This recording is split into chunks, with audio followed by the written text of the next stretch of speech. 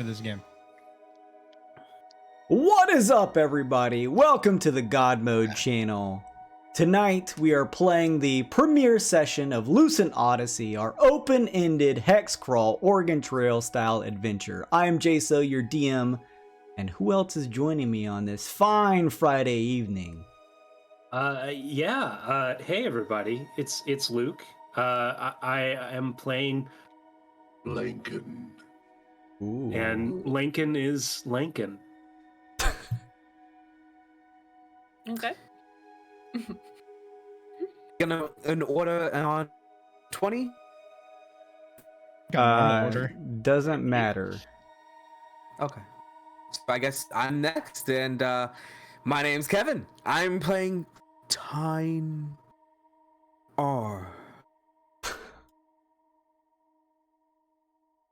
Wait, did he freeze? Okay, yeah, I can't tell. A character so powerful, he breaks the entire computer. Oh, no. All right, who's next? We're just moving on. Somebody go. Who's next? It's Slim, right? What's happening? Is it me? Okay. Yeah, Hi, yeah. everybody. Don't make me Number- I don't know restart who's this. after me. What's up, everybody? I'm Slim, and I'll be playing your boy, Uncle Jimmy. Yeah. Awesome. Hey, I'm Kyle. I'm playing Professor Buck. He's a big old barbarian alchemist. Hey guys, it's your girl Amanda, and I'm playing Opie, a little human ranger. Everybody, I'm Nick, and I'm playing Forte. He is a dwarven mechanic, and he is here to assist the team with the cart.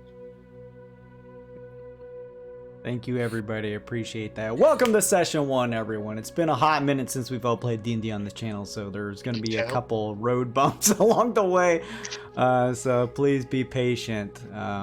We're special. A huge thank you, first and foremost, to all of our wonderful character art that you see here next to the characters. From Amanda Otten. Go follow her on Twitter. Go follow her website, amandarotten.com. It's good stuff. She did an amazing job. So thank you so much. We're doing a giveaway this stream. We're doing the giveaway for the Roll20 content of Tome of Heroes from Kobold Press. So at some point during the stream, probably in the middle of the stream, Kevin, remind me if you remember, we're going to be giving away 1 digital code for the Tome of Heroes content over on Roll20. If you miss out, you still have an opportunity to win it because I got a couple codes. So be around somewhere in the middle of this stream, and I will throw a code your way if you are active in the chat. Other things to point out really quickly, we have some Twitch channel points that we use here on the channel, and we have a couple new ways you can interact. Building up Twitch channel points, you'll do that whether you're just hanging out lurking or being active in the chat. You always get those. You get a bonus if you follow, and if you're a subscriber, you get a multiplier. You can use those to buy cool stuff like +1s to the players. There's now the new option to give a random player either the elated or forlorn condition. And then finally, there is a community challenge that I'm about to kick off right now here. So let me go over to the Twitch and go into the back end, and I'm gonna kick that off right now. And this is gonna last for a good couple days, and this is something that everyone can pitch in for. So let me go ahead and get this going live, and then I'll quickly explain what it's all about. So let me go over here. Let's get this one going. You should see an announcement at the top of the chat. Basically, this is a Gleedlekin supply drop. Everyone can pitch in their points if they'd like to. There is a max limit to the points you can submit. It's a lofty goal, but if everyone continues to submit over the kind of 30-day time limit, you will eventually be able to unlock a supply package for the party that will have up to 10 items, ranging from weapons, armor, resources, and goodies for the players to be able to use to help survive on their adventure. So you should be able to always see that up at the top, as well as when you click down at the bottom left of the chat where the weird bits are, to see all the rewards, including the community challenge. We use stream sticker here. Use exclamation mark stickers if you want more info. We have a homebrew list, but a lot of this stuff, like the rules, the player characters, and the wagon provisions for this campaign, since there's so many rules, I have a little piece of wood that you're going to see over in the corner of the screen and down at the bottom eventually. That's going to give you an idea of how to use the Nightbot commands to get better info on that stuff. So that way we don't have to stop the stream and explain all the mechanics. You'll have the availability to just be able to type in, exclamation mark PCs to learn everyone's level, what character they're playing, what race and class, stuff like that. So a lot of easy ways to figure things out. The only other thing that I wanted to point out of note is 2 more very quick things, since this is our premiere episode and we may have a little bit of an audience here. First off, if you enjoy Spelljammer content, August 20th is Spelljammer Con. It is a conglomeration of Spelljammer streamers and fans who run various websites coming together to put on a full day of Spelljammer content. It is Saturday, so most people's schedule should be relatively free. Come join some free games. If you'd like to, come DM some games as well.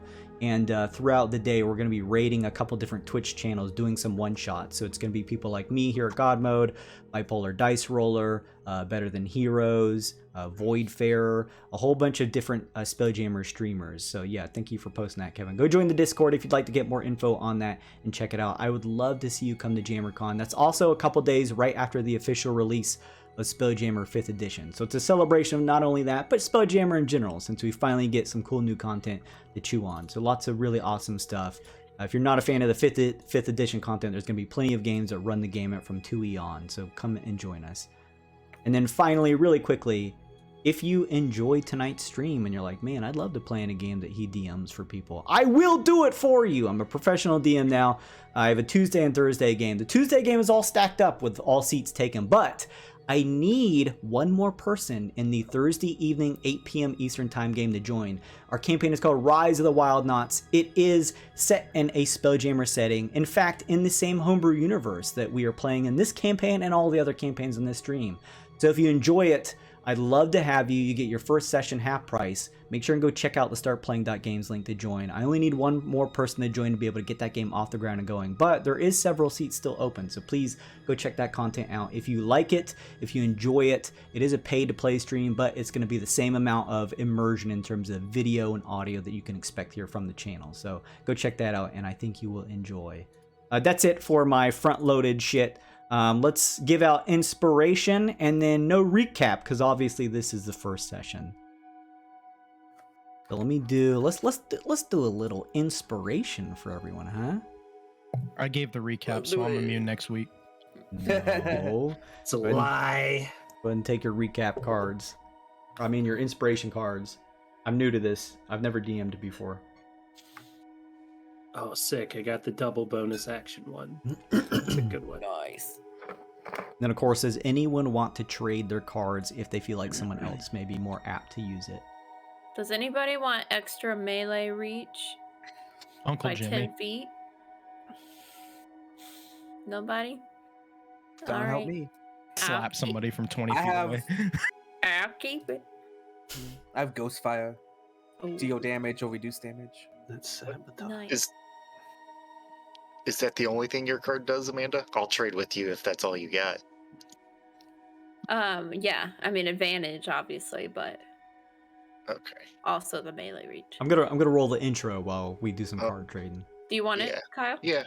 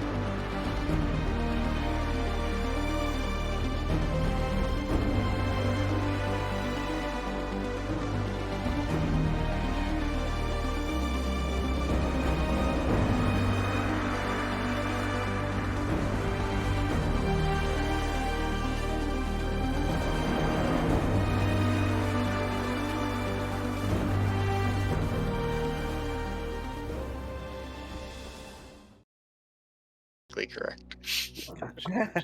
All right, now what's the over under on him rolling a 2 on this first I'm game? Okay, well that's an easy bet. I'm just saying it happens 11. at least once. Next week. Yeah. It's happening next week. That's all I'm willing to Ooh, say. now that's the bet that's right spicy. there. Ooh, How about trashy.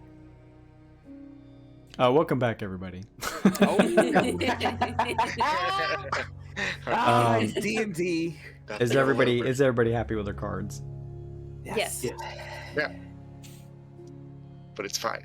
Mousy says, "Well, you can see Kyle's cam. Kyle's usually pretty dark, and his character's kind of covering his face a little bit. So there he is. He's there. He's there. Let me do a quick recap for people like Amanda and those who we did for like chat and Amanda. We did a pre-private game session, sort of doing like, you know, kind of stuff like Critical Role and them did, where we kind of do like a little pre-adventure that maybe builds some connections with the characters, maybe builds a little history before we dive into the actual campaign. Never really done that before, but that was kind of fun to give that out. And we were like 2.5 months without D&D, so we were starving, so I did a little session in between. So most of the characters have at least a little bit of involvement with one another, although they still have much to learn about one another. That session was pretty wild. I think half of the session was spent destroying a wishing well, trying to figure out the deep, intricate secrets of it. So We did it. yeah, I'm going to just really quickly, town. I'm going to do a recap and then we'll dive into the D&D. So 5 members from across the Twixt have received letters from a muse known as Alana Lou, asking them to make way for an area on the Celestial Cradle known as the Forlorn Passage, in order to purify its darkness. As a reward, the letter details great treasures and mysteries that lie within the passage itself, should they survive the journey. Each individual decides to make way for the cradle and head to a location mentioned in the letter known as the Last Call Bed and Breakfast, which sits on the edge of the passage. While traveling, they meet with Ezra the half-giant, who tasks them with helping a local farmstead, which also holds a key item for their journey. After removing the dark gloom covering Vasha's farmstead, the group of newcomers find their way over to the Last Call Bed and Breakfast. There they reconvene with Vasha herself, who thanks to the party for helping to escort those left alive off the farm property. Ezra, an employee of the Last Call, allows everyone to claim a few beds upstairs to rest while waiting for the tavern master Durnham to return from his hunting duties. After spending a few hours recuperating, Timoneer, one of the party members who joined everyone else, was asked by Ezra to part ways with the team in order to help escort Vasha and the other hands back to her home in order to assess the damages. He does so gladly and parts ways with those of you who had met him originally. Now, 5 strangers find themselves tied together on what appears to be a dangerous journey ahead. With a portion of an atlas claimed from the farmstead, they hope that Durnham can provide them with more guidance beyond what little information their map has before setting foot into the Forlorn Passage and attempting to find Alana Lou the Muse. So, my players, all of you reached the Last Call Bed and Breakfast. It is a cozy little place with a bit of a downstairs open area, similar to like a tavern or eating room, with a bar counter and everything else that you come to expect. Although equipped with it is a upstairs that has some quaint bedrooms for you all to get some rest in. So basically, having ended our pre-game session, we roll into where everyone has taken their fully rested long rest for a couple hours here. Each of you begin to wake now to the sound of heavy wooden entrance doors being opened downstairs. Your bedrooms are somewhat cramped, but each of you begin to sort of get up, kind of stretch your legs, and get ready to see what all the commotion is all about. As each of you wake up, I'd like for you to explain what you look like. Tyne! What do you look like? Tyne is a older male Kalashtar, in his probably mid-60s, very healthy looking, lean but fit, but wild, long white hair, full beard, all just wild, not kept up at all, just grown. He wears furs, pretty much a basic loincloth that it's all stuff that he's fashioned himself out of pelts he's found. He's lived, yeah, that's him. Okay. About 6, he's like 6'2". That's pretty tall. You come awake and begin to kind of wake up and hear the commotion happening downstairs. As you do, Forte, what do you look like? Forte is short for a dwarf.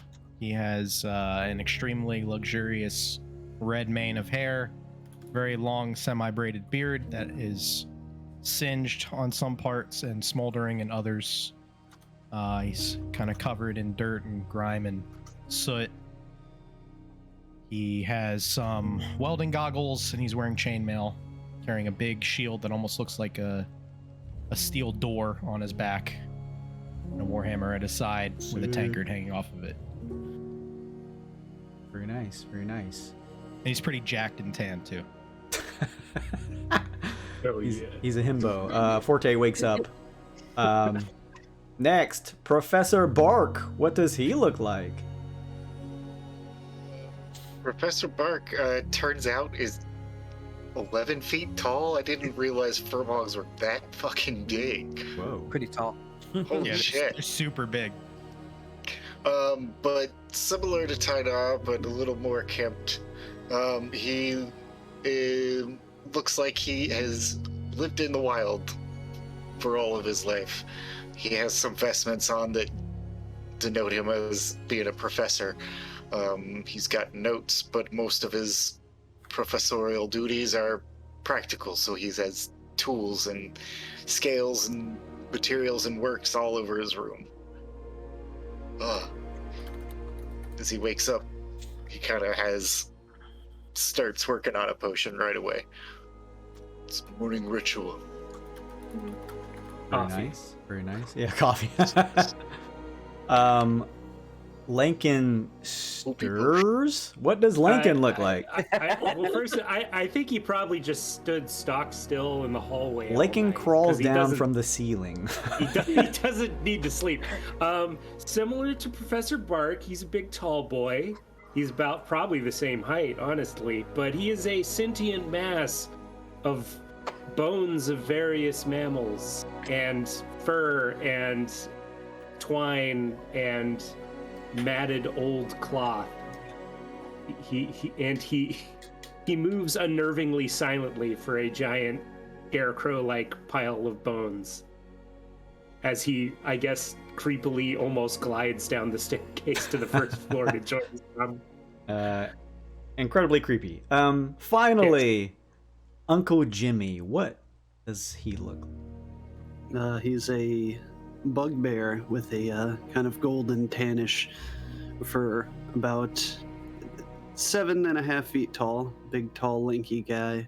Pinstripe suit, white shirt, overalls. But he's since he's out in the wild, he's taken off his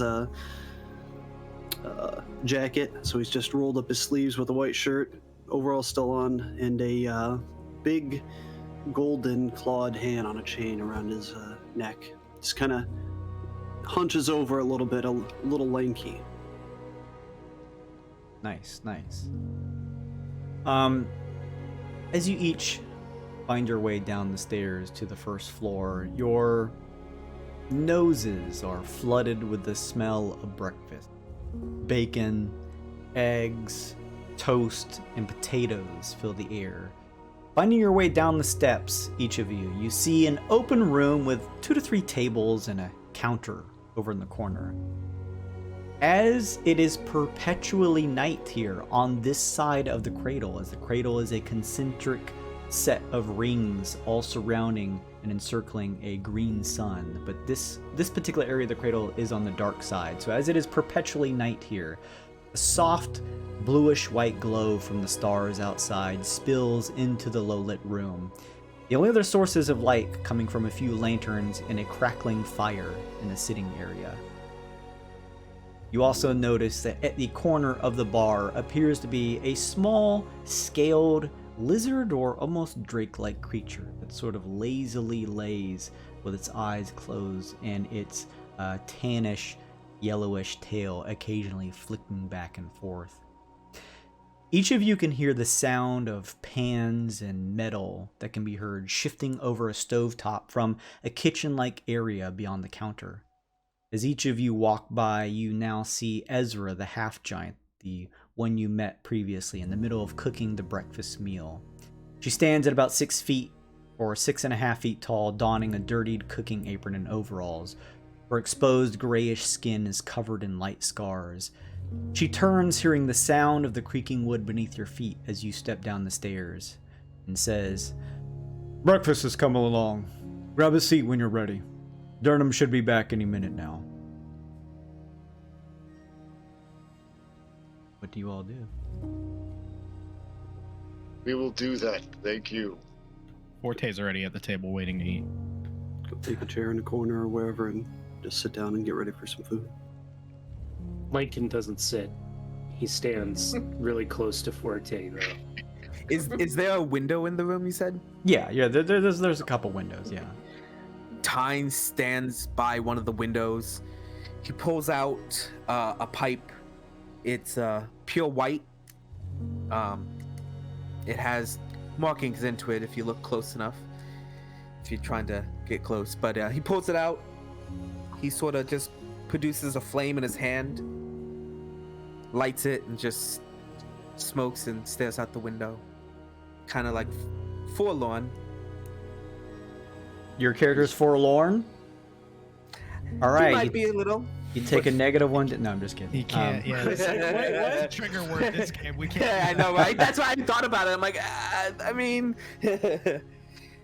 he's just staring. Oh, you gotta go. He's longingly staring out the window at the wilds. He does not. He seems uncomfortable in his skin for some reason. It is dark out there, fine, as it always is. Everyone else just taking a seat at the table. Does anyone want to do any interaction with one another before we move on? Guess go over and light my cigar off of his pipe and just nod and then go sit back down. Tyne honestly didn't even acknowledge what you did. Because he's so forlorn. Yeah. It's almost like This is on prom night. totally existential. Hey, Professor, Yes? what do you think he's got in that pipe, huh? I take a deep whiff. Let's see, like a nature check? Kevin? Yeah, sure. Nature or medicine? I think nature would. Depends on who you're asking. Nature is 19. Hey, I mean, it smells like a type of pipe weed, but probably one you're not familiar with. Exotic. I am not sure. Unique. It is unique and possibly exotic. Yeah, kind of like him. Look at him. I don't think there's anything in that nest. Kind of empty up See a there. nest. Yeah, the Tyne's- one between his ears. Tyne's big, large dick is seen hanging out from underneath his furs at the bottom. Yeah. What? Just kidding. Just kidding. I guess it's canon now. This took a turn. What? was Jason good. shit posting his own. Sorry. Not on Maine. Some of you take a seat at the table, waiting for a meal. Some of you, as Tyne is doing, kind of a little bit standoffish. Each of you are a little bit of an eclectic individual, so perhaps social interaction not your strongest suit. Eventually, as you continue to wait for breakfast to be finished, you all eventually hear the sound of plodding hooves. As Tyne, you peer out the window, and in the darkness you can see the silhouette of a horse that trots up for the last call. It trots up out of view, and after about 2 or so minutes, you hear everyone hears the front door as it creaks open.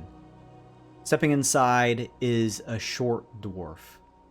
He wears a leather outfit covered in furs, not too dissimilar from maybe Tines or Barks, so he certainly has some leather clothing underneath. His beard is long and scraggly, a mixture of black and gray. He walks with a slight gait, as you notice he actually uses a peg leg. Thrown over his shoulder is a thick net with several fish held inside. As he steps in through the front doors, you can all hear Ezra stop for a second, and you can kind of see behind the counter in the kitchen. She turns and notices and says, "You're late, Durham." You can now see the dwarf turns to all of you and gives you a look up and down for just a second, wordless, before turning back to Ezra and saying, "Game outside was pretty thin. Settled for a bit of fishing. Been a while since I cast a line. Luckily met this lad along the way who lended a hand." As he says this, another character steps out from behind him. This one, much younger and smaller than most of you. Amanda, what does Opie look like? Oh. Okay, so Opie. Oh, this is perfect. I just saw Nick almost spit his drink out. That's so cute. That's so cute. Adorable. Perfect. So fucking adorable. So Opie is, you see a little human boy, kind of scraggly hair. It looks like it used to be blonde, but it's kind of green from maybe swimming in swamps too often or something. He's got big round glasses, and most notably he wears this kind of homemade cape shawl kind of thing, and it's like a little frog. Dang. That was your last character.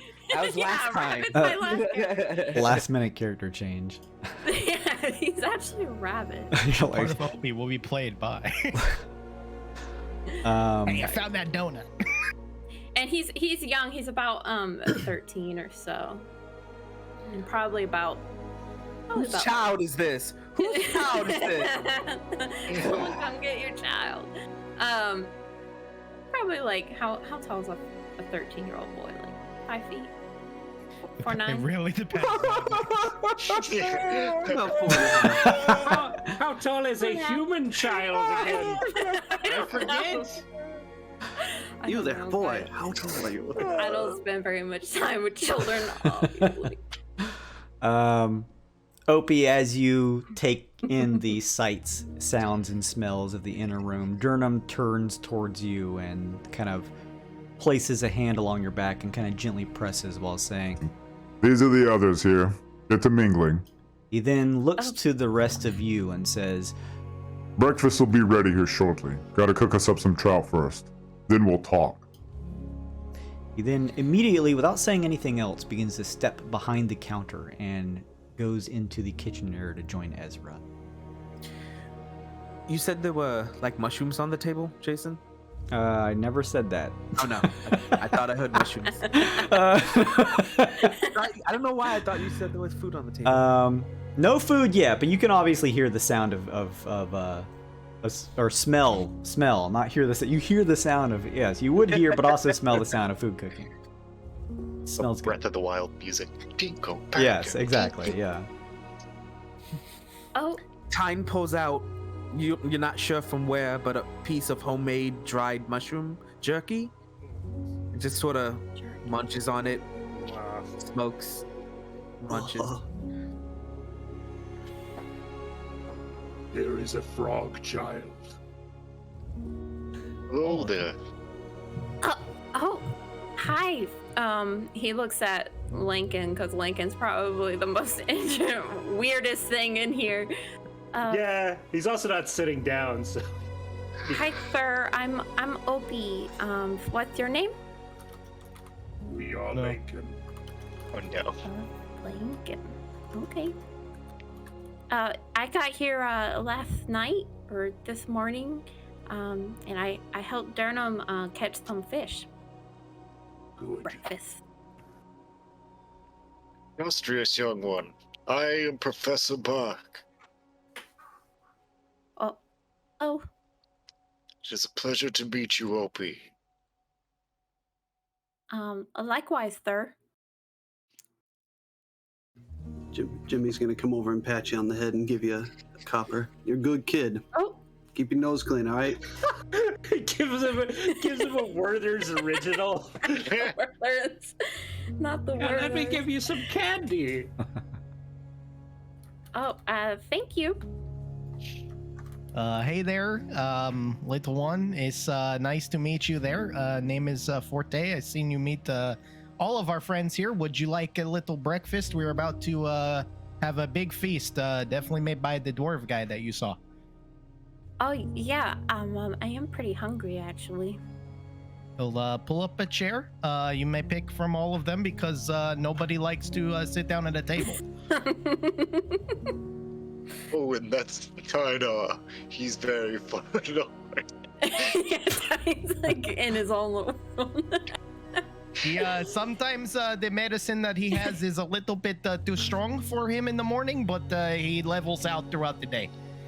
Yeah, medicine.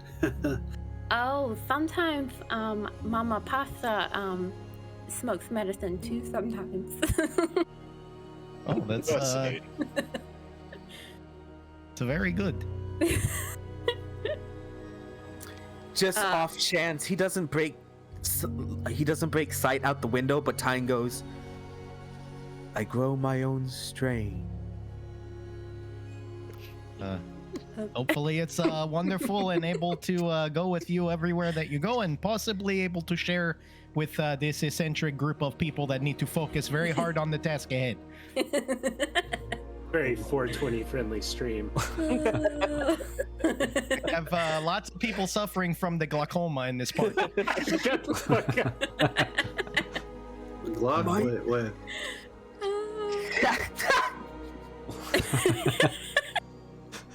You're all gonna die. How about that fish? I wonder if it's fresh. Opie sits down and starts eating. What do you want? What are you guys eating? Here's mushrooms on the table. What do you? Please do not bite the table. The food is not ready yet. Opie starts eating the wood on the I table. thought you said there was stuff on the table. See? It's- I'm not the only one who thought It's there was being food on the cooked. table. You It's said being cooked. potatoes. That's He everyone definitely smelled You it. said potatoes. You said potatoes and mushrooms and He said the smell was Oh. wafting through the air, not available to eat on a table. Brought to you in part by your local dispensary. Eventually, character. the food is finished and is brought out to each of your tables for you to eat. Ezra comes over and begins to spread out the plates. As I mentioned, a whole mixture of different things.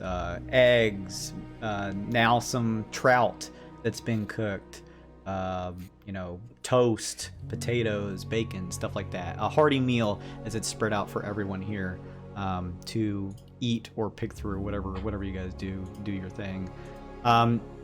Durham and Ezra, as you all eat at your singular table, Durham and Ezra sit at a separate table and begin to eat theirs. Alright, so the food is on the table. There is food now. Yes, there is food now. Supplied with food. So, did you guys get the letter too? Oh yeah, we got the letter. It kind of looks like this. Oh, yeah, that looks like mine. I think I wrote it down. I You, repeated it up. You planning on coming with us? Well, that's what the letter said. Alright. Curious. Well, pull up a chair, young one. It is kind of hard to pull up the chair when they're already sitting at the chair. yeah. I Metaphorically, we get it. We get it. Bark passes Tyne's pipe back to him. Join the round table of our friendship as we roam merrily along. Oh, so you had something for us to know, Durden. Wait, what'd you say? I was quickly trying to move the topic on to what do you know for us? German? Durnham. Yeah. Durnham kind of like takes a big munch on some bacon and then looks up and says, Muse has your wagon provisions ready for you. We'll talk about it when you're done. Tyne sits cross-legged on the table next to wherever the mushrooms are. Grabs one of those mushrooms, munches, and smokes. all right. Lincoln stands at attention and doesn't eat. I'm gonna get a few of the fish bones and just hand them to our big bone boy over there. Thank you. Yeah, here you go, buddy. So you just like these like small spindly fish bones, and Lincoln takes one of his 3 hands and just puts them inside of somewhere inside of his being. Yeah. Can Opie tell where Lincoln like might be from? You can make a check, sure. Give me like Sure a can. history or maybe a nature, Let's do a history. whatever. Little- Oh, 10. What would you reveal with that? He seems to be not from here. He is a magical creature of some sort, which I'm sure you probably could have put together on your own. But with the 10, maybe not much more than that. The skull's from point A, the hands are from point B. You know, he's got a bunch of different bone skeletal structures that shouldn't go together from it. Like, you can tell he's not a creature that died and was reanimated as a skeleton. He's a hodgepodge of different bones. Interesting. Okay. Hey, thank you so much for the raid. Catchy cantrips, I really appreciate that. Welcome everyone, we're in the midst of playing Lucent Odyssey. Everyone eats their food, I'm assuming?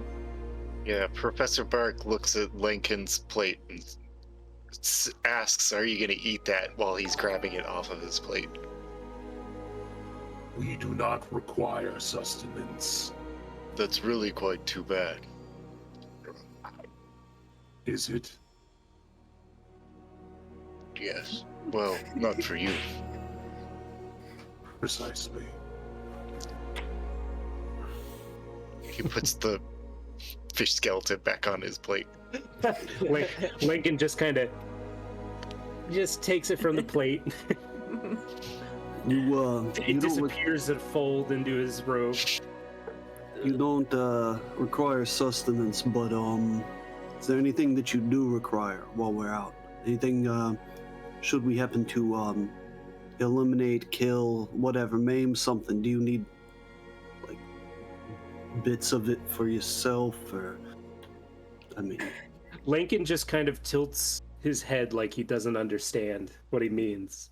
okay, gotcha, buddy. I'll look out. More bones, right? Yeah, Bones. Good. they're good bones. Jesus. Curious. So, do you guys know like where we're going, or like what we're supposed to do, or?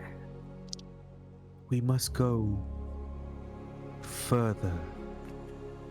Oh, like an adventure. Yeah, we're gonna go out Yeah. out that way and wander about a bit. They want us to, I don't know, grab some stuff, find some stuff. All I know is not a lot of people know what's out there. A good adventure for you, kid. I hope. He's just gonna like stare on Child. it. Yeah, protect the kid. Yeah. Venture. Curious. He's just like repeating stuff, like He's like Yeah, floating. in the corner. Okay. You get the impression that Lincoln's just kind of repeating stuff. Lincoln's the creepiest. He's like over here like levitating 3 feet out the ground, just repeating random words. This guy's terrifying. God. I don't know how Tyne's not freaking out after smoking copious amounts of his magic weed. Just imagine going to bed zooted and seeing Lincoln fucking hovering in the corner. Yeah. Safety. Safety. Sleep demons. Bones are bones. Hey, Durnham, what's his name? What's this guy's name? Sure. Durnham. Durnham. I know you said you got a cart and supplies you'll get with us. Is there anything we we need to pick up before we go? You guys got anything to sell here? Anything we should keep in mind? He looks to Ezra for a second, then back at you all and says, Muse should have set you up with at least enough to get out to her. From there, you're her responsibility. That's good. All right. By the way, food's wonderful. Thank you for cooking for us and everything. Ezra kind of taking a big hunk of the trout in her mouth, just sort of like nods as she chews on. Eventually, everyone finishes up their meals, and after everyone completes it, Durnham will push himself up from his chair, Ezra beginning to clean some things up, grabbing the plates and stuff like that. And Durnham will step over and give the party a once-over before saying, Did you retrieve the map from Vash's farmstead? Yes. Yeah, I was gonna say I think so. I think All Lincoln had. Does Lincoln have? No, I made somebody else no. take it. I got it. Yeah. Okay. You guys already went on an adventure? It was more of a recovery mission. Oh, cool. All right. There was a wishing well. It's a long story. The wishing well part is a very long part of the long story as well. Bark produces the map or the atlas. he gives it a We couldn't once-over. Go ahead. We couldn't save. Oh, that's not a name. Never mind. Forget my notes were incomplete. Durnham gives it a... in character. yeah. Durnham gives it a once-over, and then says... All right. Grab your things when you're ready. We'll head outside. I'll show you to the wagon. Give you a little bit of a precursor and send you on your way. Lincoln's already ominously gliding towards the door. Tyne is actually right behind him. Yeah, Opie finishes eating like really fast and follows as quickly as he can. Okay. Professor Bark, make sure the school is together before we leave. Is anyone dilly-dallying in here? No, not dilly-dallying. Just going to offer my brother from the other mountain here a cup of this of the fine stout before we leave. If I pour it into his glass, then we can go. You pouring it in Durnham's glass? Yeah. He raises a pretty thick and unfurled brow your way, but then takes a swig and kind of nods. Good. Oh, what are you guys drinking? Can I have some? I will check the paperwork there, but you may have a little sip because I believe you will need it on the journey. Durnham hands his cup to you, Opie. Oh my god. Opie takes like a little sip and he's like, ugh, that's disgusting. Okay, well then no more for you for a while. We'll try again another time. You're like offended by fucking kid. It is technically food where we come from, so. Durnham takes his mug back and places it on one of the tables here and begins to walk outside with everyone. You all step outside and you do notice now, as you saw originally coming in, that there is sort of like a little bit of a barn attachment to the side here of the bed and breakfast. You can now see there's a little bit of an area for some horse stables. You can now notice Durnham's horse as he leads you inside. And there you are able to view a relatively sizable wagon and some other things that here will reveal to you. Ooh, it's a wagon. Aurochs. You now Jason? see... Oh, go ahead. So I was gonna make a joke. Never mind. Okay. Dude, what's your joke? At least we didn't get the joke. Thanks. Look, I was like, why does it look like there's a wagon in the tavern, Jason? I know. I don't have a picture for this outside area. The inside of the barn looks like the tavern. No, I'm just kidding. Whoa!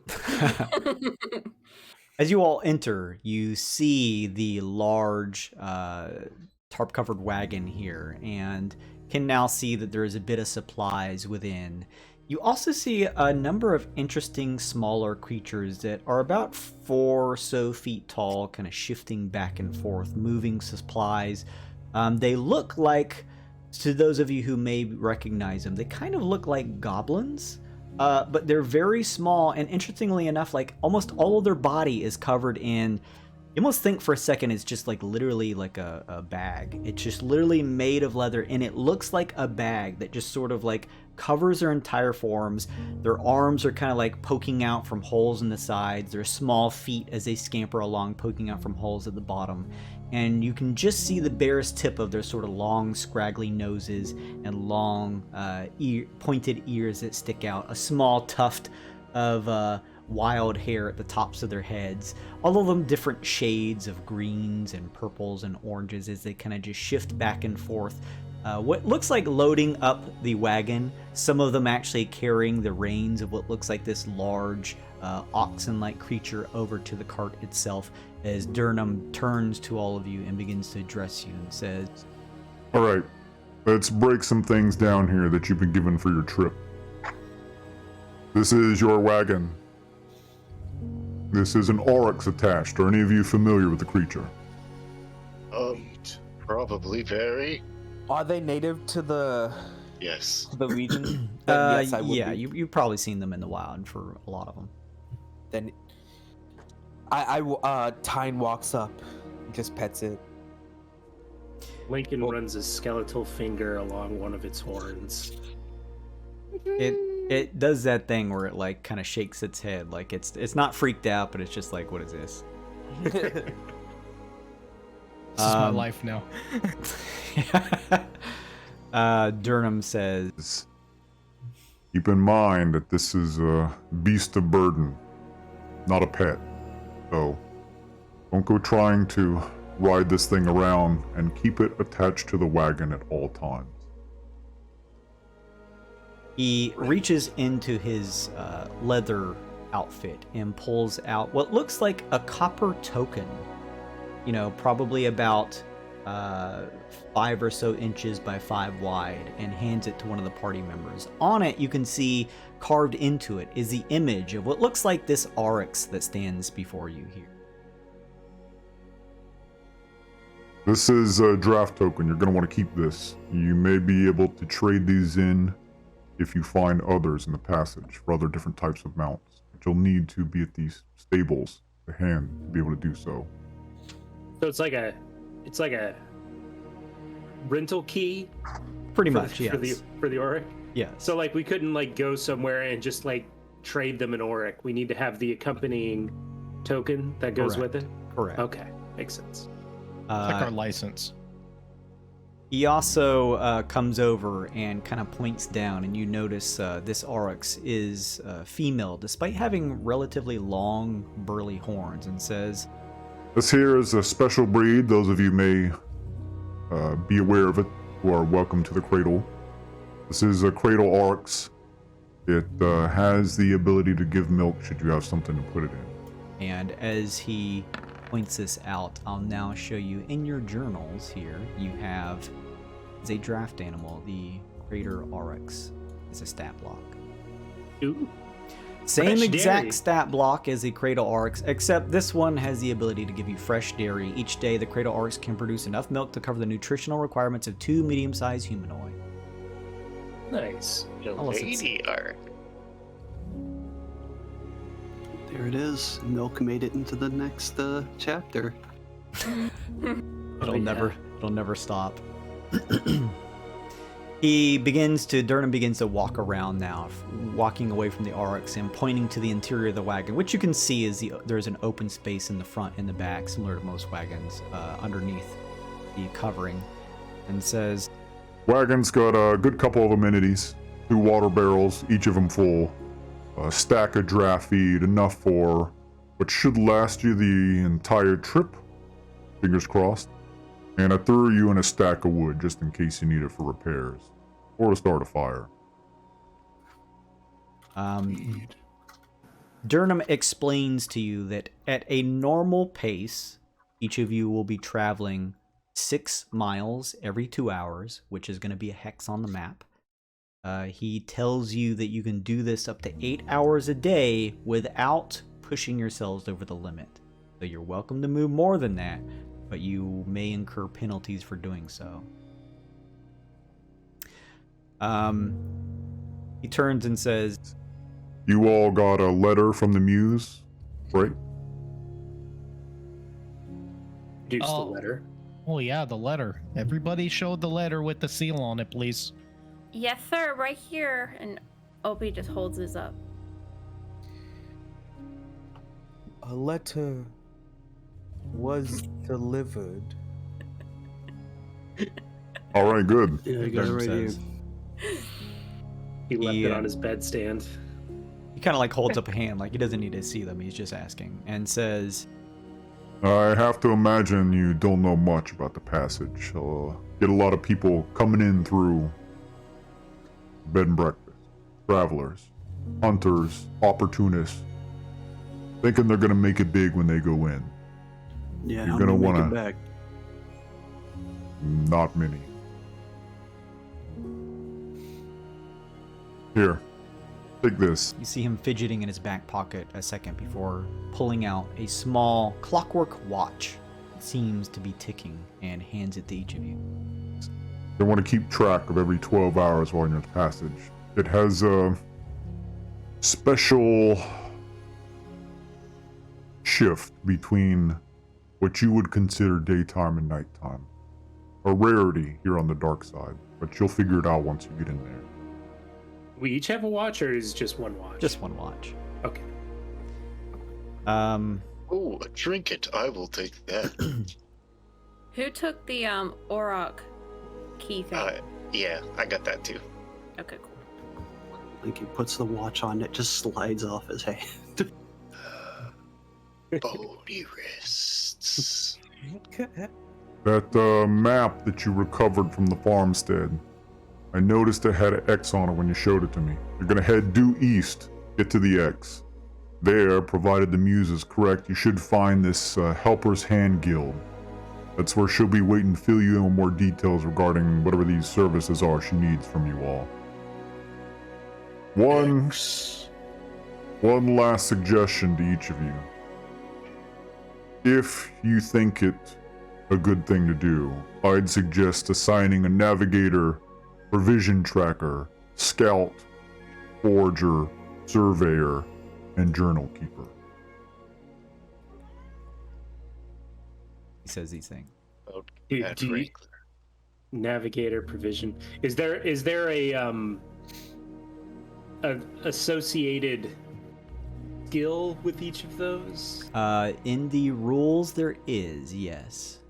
Yeah, let me crack them bad boys open. Under the wagon travel rules, you notice that there's like a navigator if you guys get lost, and provision tracker is not really one, but obviously someone's going to want to track provisions. I think Amanda's going to cover that. You may want to keep a scout out just in case you do notice something. Maybe they could get a closer look at it. A forager, obviously. A surveyor who could kind of keep the map tracking and places you visited already, stuff like that. And Where's finally, it under? it's the link I shared. Hang on, I'll share. Oh, it's not in the journal. No, this is that Oh, big okay, sorry. Google Docs thing that I showed. Um, And then a journal keeper just to keep your notes. I'm requesting access, Jason. Same here. Oh, you should be able to just get in. If you guys would subscribe to the Patreon on God Mode, you'd have immediate access Yeah. to all the. Hang on. This tip, y'all. Was it the link that I put in the chat, or was that different? It's a different one. So that's table talk for a second. I built him as a navigator, but his class is scout. Well, take your pick, man. be the navigator. Let me just add you here. Wall of text. Wait, right? Yeah. Okay.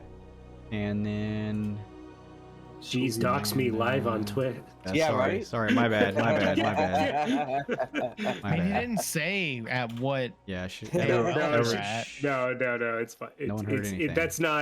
That's not hidden information. That's Okay. very obvious information. Y'all should have all access to this.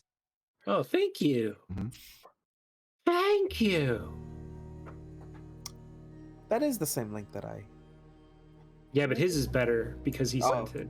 I was gonna say it looks like the same. Okay, cool. Well, I'm pretty good at catching fish and stuff, so I think I can be the food, the provision tracker. Good. Okay, then you're hired. That's perfect. I guess Lincoln doesn't have the highest perception score, but he can move silently. So I could scout, I guess. So very good. And we said Uncle Jimmy will never steer us wrong, right? Yeah. Yeah, I'm a bit of a getaway guy. You know, I mean, I also know how to case a joint. He pulls out some cartographer tools. I can kind of keep track of where we're going. You know, that's kind of what I'm here for. I'm here to scout out this place. I got some business here. My foreman sent me here. Do you normally drive the Aurochs or no? I mean, you name it. If it's got 4 legs and it pulls a wagon, I've done that before. Some of those crazy things that the maesters have that just kind of float over. Yeah, it is good. I can do it. Just no Okay, problem. then. Foraging, cooking. I know these things. Just make sure you, only sprinkle a little bit of the seasoning in the food. We don't need to all be staring off into the abyss having an existential crisis and whatnot, you know? Medicinal. Yes. Maybe when we need to sleep when we're not on the sentry duty, it would be good.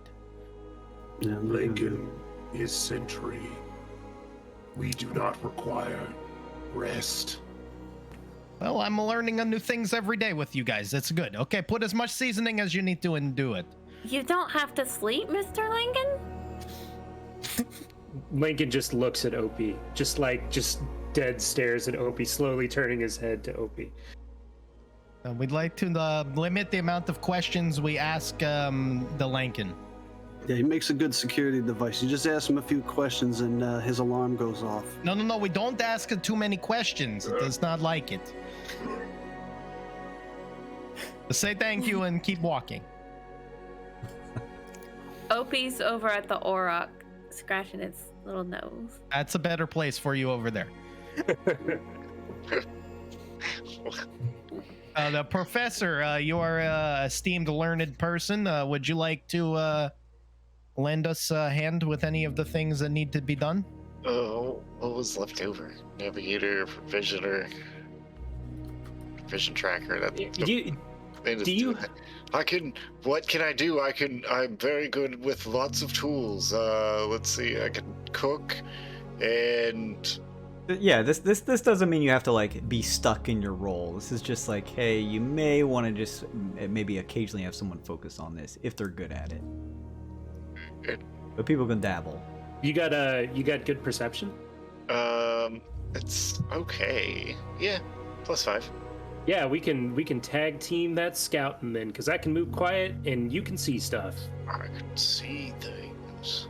Yeah, you could take a seat up next to me if you want. Help keep an eye out on what's ahead or behind, in case anything's following us. We will. Okay, I'll take my normal place in the back with the engine. You watch as Durham kind of wipes his hands off with a cloth and shoves it into his pockets and says, All right. Be on your way then. Good luck out there. I got one question for you real quick. Yeah. You, have you been out there before? No. Not even I know peek, better. Not even just sticking your head in for a couple minutes, Working here at the bed and breakfast. Heard enough tales of people coming in and out. Those who did return. But I know that I don't want to step a single foot into that place. I want to make a persuasion check on him to see if I can just jab him for a little more info. Sure. You know anything else? Like, I need something here. What am I looking for? What's the one thing that I should keep an eye out for? All right, give me that. It's not good, by the way. First dice of the game. Good start. He looks and does like a slight grin, just almost a passive slight grin, and says, You'll figure it out when you get there. Yeah, I'm sure I will. Mm-hmm. Mr. Durham Thur, is this like the kind of place that like real heroes go? Like warriors? People who go in there, they got a lot of names. Heroes, fools, quite a few. It'll be up to you to determine what yours is, Opie. Okay. Well, thank you for going fishing with me, sir. Yeah, appreciate it.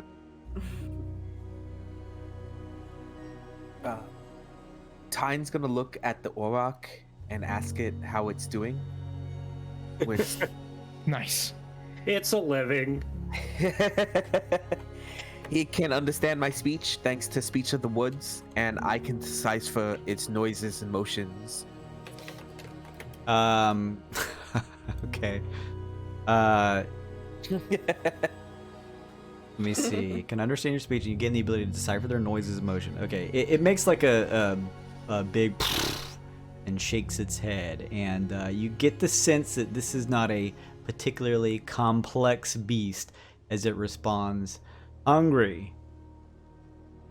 I pull out some of my mushroom jerky. Here, eat. It snacks on one or two. It does that thing where it like runs its big, long, sopping tongue against your hand as it pulls the mushroom in. Guys, remember when we got the Navigator drunk and it just kind of like went crazy? He's getting the Auroch high. Never hurt such a beautiful creature. Not to push for too much, but are any of those little goblin leather bag creatures around? Now that they've finished up, you still see one or two kind of shifting around, kind of cleaning some of the hay from the area. One of them's tending to the horse that it looks like Durna may have rode in on with Opie. I'm gonna walk over with a gold in my hand and saying, Goblin, you know anything about there? Huh? I'm gonna point out towards the path up ahead. Responding in Goblin, the small creature responds and says, Oh, what's that place? Anything scary? Anything big? Big nasty things. Anything? It pokes its head out from the side of the barn real quick as it's kind of like brushing the horse and turns back and says, Yeah, What's it look like? many scary things there. Bigger than me? Big, small, size not matter. Alright.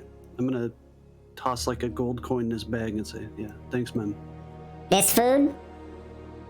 You You got rock? Oh, no, but you can exchange it for goods and services. Capitalism. Rock? You got rock? No rock, man. Sorry. Mmm. He throws the gold coin back at your feet. I pick it up and say, I'll bring you back a special rock. If you see me come back through here, I got you a rock, all right? He kind of shrugs and sighs a little bit, and under his breath in Goblin, you hear him say, You won't come back. All right. I like a challenge, little man. All right. And that's it. I'm just going to head back to the cart and hop up front. all right.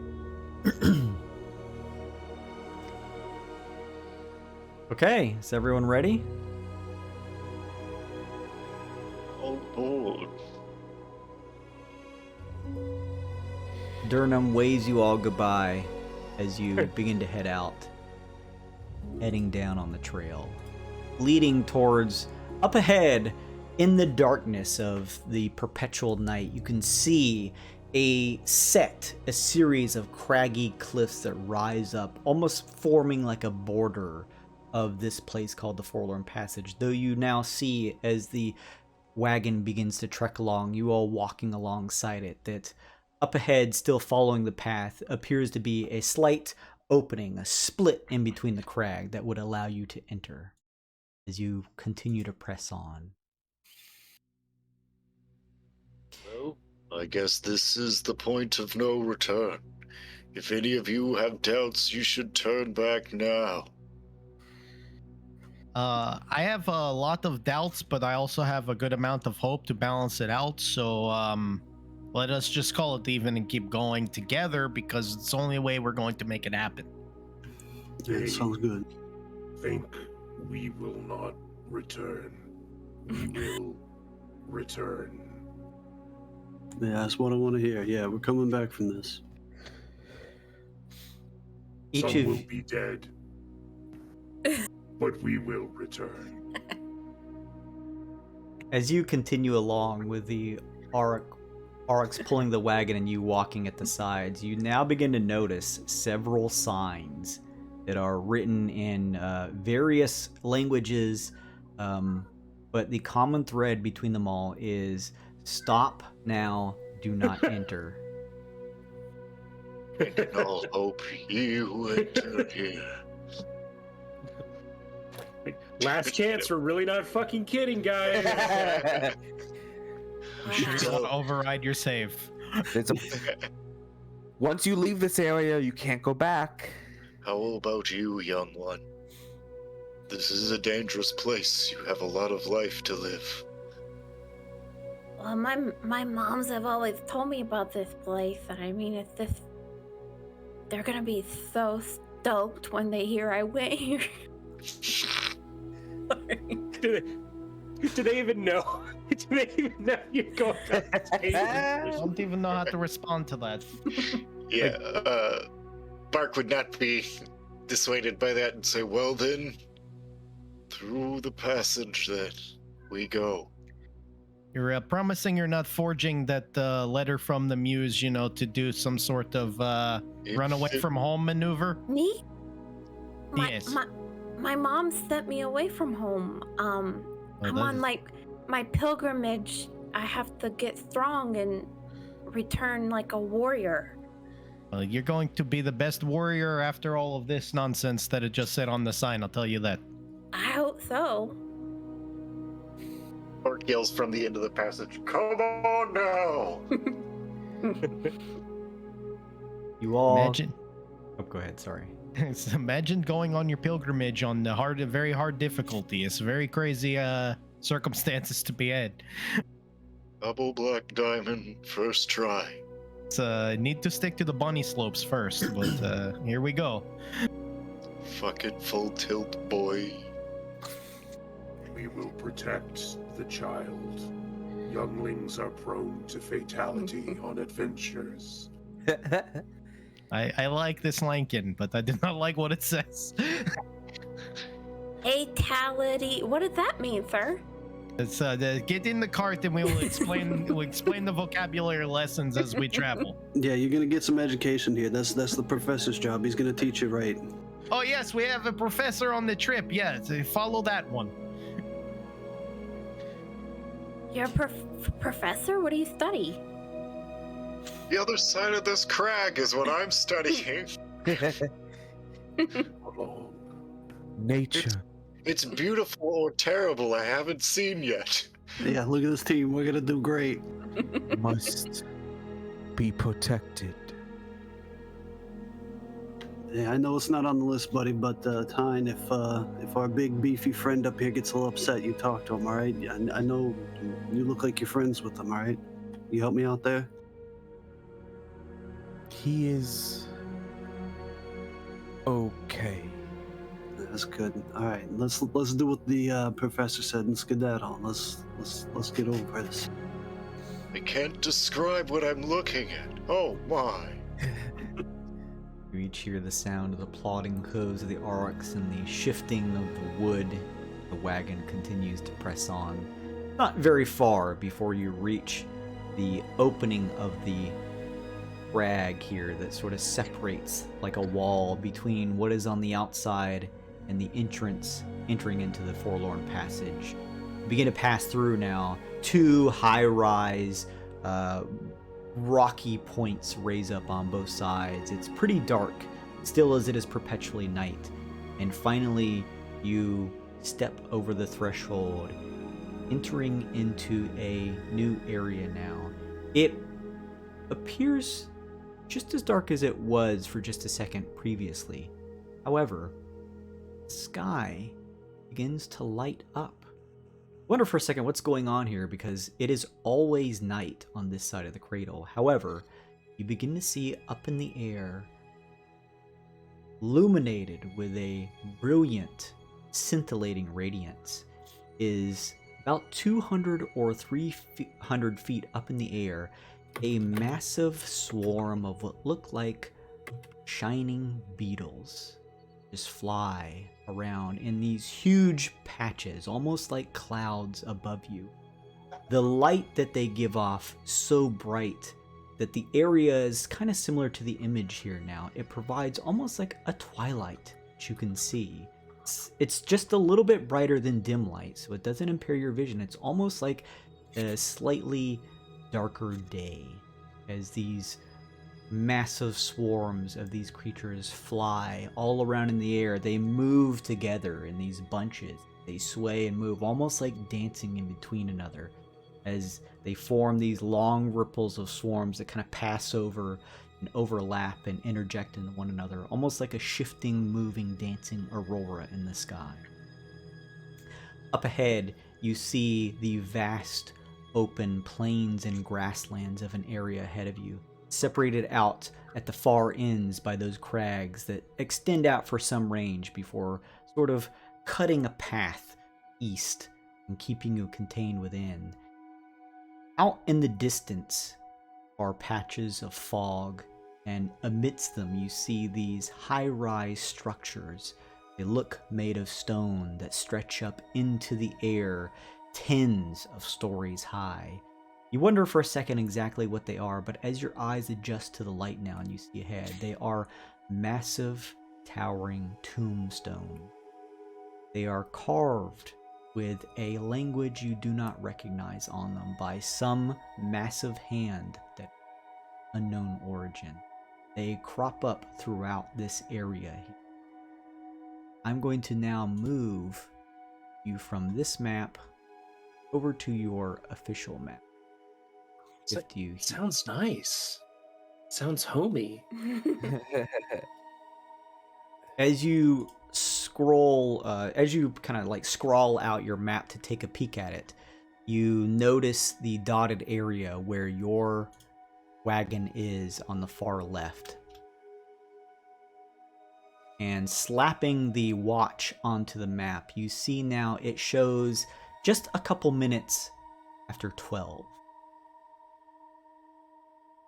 Wagon doesn't understand the concept of watch and just says, due east. That is where our map leads. See a couple hexes down, a spot marked with an X on it. So, what would you like to do? Just give away time, Jason. Oh, yeah, really quickly before we figure that good out. timing. Nice Hey, one. we have a relatively full chat, at least from what Twitch is telling me. It's usually lying. We're almost up to 33 there for a bit. Oh, nice. Jump on your keyboards right now because I want the quickest person, whether you're on your mobile or your keyboards, jump on and tell me who wants a code for the Roll20 digital content for Tome of Heroes. Punch it in now. The first person who does nabs it. Tiberius says, me! Oh, man. Good job, everyone. Thank you all for entering. The fastest typer in the West there, Tiberius Darkheart. Good job. Tiberius, congratulations. You won. Please message me now on Twitch, so I'll remember so I can see that and send you the code. Thank you, everyone else, for entering. If you missed out on the code tonight, don't worry. I still have a couple more to give away that we'll be doing in the preceding sessions every Friday. So if you didn't win, don't feel bad. Just come join us next time. Get it? Viewership? And you can get yourself a code in the future. But thank you for entering. Mousy says, no codes for me this season. Mousy, you're too quick on the punch. You probably won like all of last season's stuff. Yeah. Mousy OP. So yes, thank you. Make sure and hit me up, Tiber. So you have your map in front of you. You have your token displayed on the left. This chunk, it's like this portion of the map here is this map is like a rolled up piece that has embellishments on the edges, and most of it is covered in this dark leather that you can kind of see. But there is a portion of the parchment that seems to extend out a certain ways before looking like it just sort of comes to like almost like a torn or incomplete side here as you kind of keep your watch on the side. You're unsure how this is going to help you since there's nothing here on the map, but you at least have an X. So let me know, where would you like to go, at what pace, and would you like to do anything either now or on the way?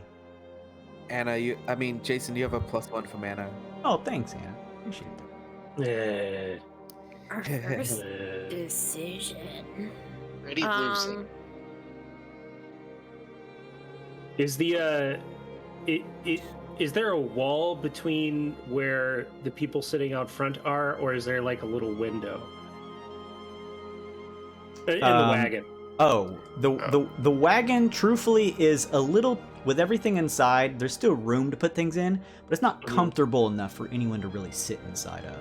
Okay, so we're on foot then. We can't like snuggle up inside the wagon. Right, you guys are quite literally Oregon Trail walking along with the wagon that carries most of the supplies in. Is there any room on the back for someone to hop on? I would say there is probably just enough room for one person to sit kind of uncomfortably on the front end right before the draft animal pulling in front. Or a frog-sized child, maybe. Yes. Well, first of all, shouldn't we see what's in the wagon? Like... supplies. Yeah. That's not a bad idea. Alright, guys, so we have 80 gallons of water. Correct me if I'm wrong, Jason. 80 gallons water, and we each consume 1 gallon a day. Correct. Lincoln doesn't. Unless, yeah, you're like Lincoln. Okay, so 1, 2, 3, 4, 5. Okay, so that's good. Yeah, so that's 5 gallons a day. Yeah, you can do like 5 a day in your note. Oh, damn. Every 24 hours. So we got quite a bit of water. Draft feed, yes, 1 per day, and we have 100 units, so we have 100 days of draft feed. That's crazy. Wood, 10 pounds. Food, 0 pounds. There's no food in the wagon, but I have some rations. If you guys need any. Hopefully everybody came with their adventurer's packs that we are able to eat some food there. I only have 10, but I'm sure we'll find this place before that's gone, right? Hopefully. It doesn't look far on the map. There is always food. Straight Okay. forward. That's one of the creepiest things we've had said so far. So, go ahead. No, I was sorry. We all got +1s, by the way, from Discordia. Oh, thanks, Thank Discordia. you. Damn. Jason, put our tokens on the board so we can mark down that we have +1s in case we forget. Oh, yeah, do it. Wait, what? I'm not going to remember unless I can put it on my token. Oh, Sanko. So, for cartography and making maps and so forth of where we've been and where we've gone, are we using this map and just marking it continuously, or is it just kind of like a mental note that we would know? I mean, we're marking it as we're going, I'm presuming. You're welcome to mark it. Make any markings you'd like. Okay. I was gonna say, I obviously just make a little dot or a point just to know where we came from, just in case we have to come back or from some silly reason. Well, let's just keep going. Lincoln indicates we should just keep going due east at a normal pace for now. yes. Oh, yeah. Without something to distract ourselves, we should follow the only path available to us. Availed, even. Jason, I know Amanda. you have this awesome Bible that I did read. Uh-huh. But explain to me, how does it work, like, as we're traveling? How do we, like, perceive dangers? Like, do we roll for that, or... If you're traveling at normal pace and you're not trying to be stealthy, which you would have to be moving at slow pace to do, then if you run into a potential encounter or hostile encounter, both of you would just recognize and see one another. You would specifically have to be traveling at a slow pace to be able to notice threats. But traveling at a slow pace takes longer to move from one hex to the next. No reason to complicate it for now. We'll just keep moving north. Yeah, we'll Steady figure pace. things out as you go. We should make it there by nightfall, if we just, like you said, take a normal pace. Okay, well, there's no time like the present, Mama Nin says, so... Alright, onward. We'll definitely go knees to chest very fastly if there's a problem. You guys press forward? Yes. Let's go! All right. You press forward. 2 hours pass at a normal pace. It is now 2. You move ahead 1 space. Remember, Amanda, every 4 hours, drop that HF ball. Keep that in mind. I'll try to keep You that. gotta track that. You gotta track that. As you press forward,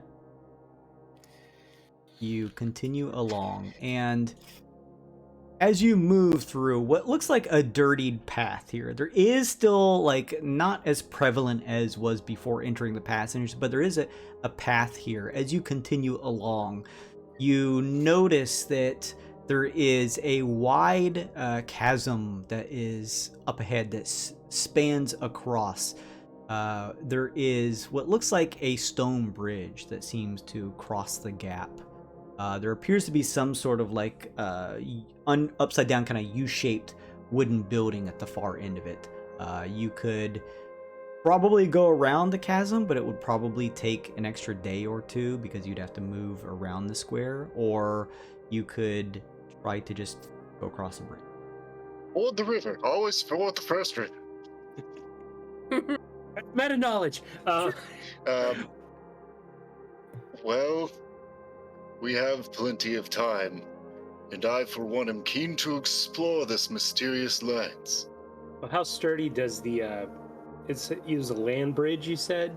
Stone bridge. It looks fine. Okay. It looks old, but it it's got a couple cracks in it, but it doesn't look like disheveled. It looks like you could pass.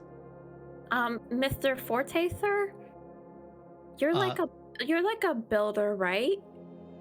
Yeah, mechanic is more of a apt term than a builder, but yeah, I have made some things from scrap metal, yeah. Well, what do you think of this bridge? I could look at it, be structurally integrally sound, because the cart is very, very heavy, and we are, very, very sturdy boys. So, I think we could probably use the bridge. I can examine it pretty closely here if I'm given enough time. Don't dwarves have some kind of like ability to like discern if stone? It's called stone. If it's made of stone, I got advantage on the history check for it. Sure. Oh, nice. Called Stone cunning. Stone cunning. It is in the chat. Huh. Sick. Stone cunning. Jason. Yeah, that's another story for another time, preferably back at the tavern. If you'd like me to discern the history of this here bridge, I will do so. Do it. And I'll do it. Well, Thank God. And you see here the ways that they fashion the bridge with it's a 15. With the techniques. Stone bridge is pretty old.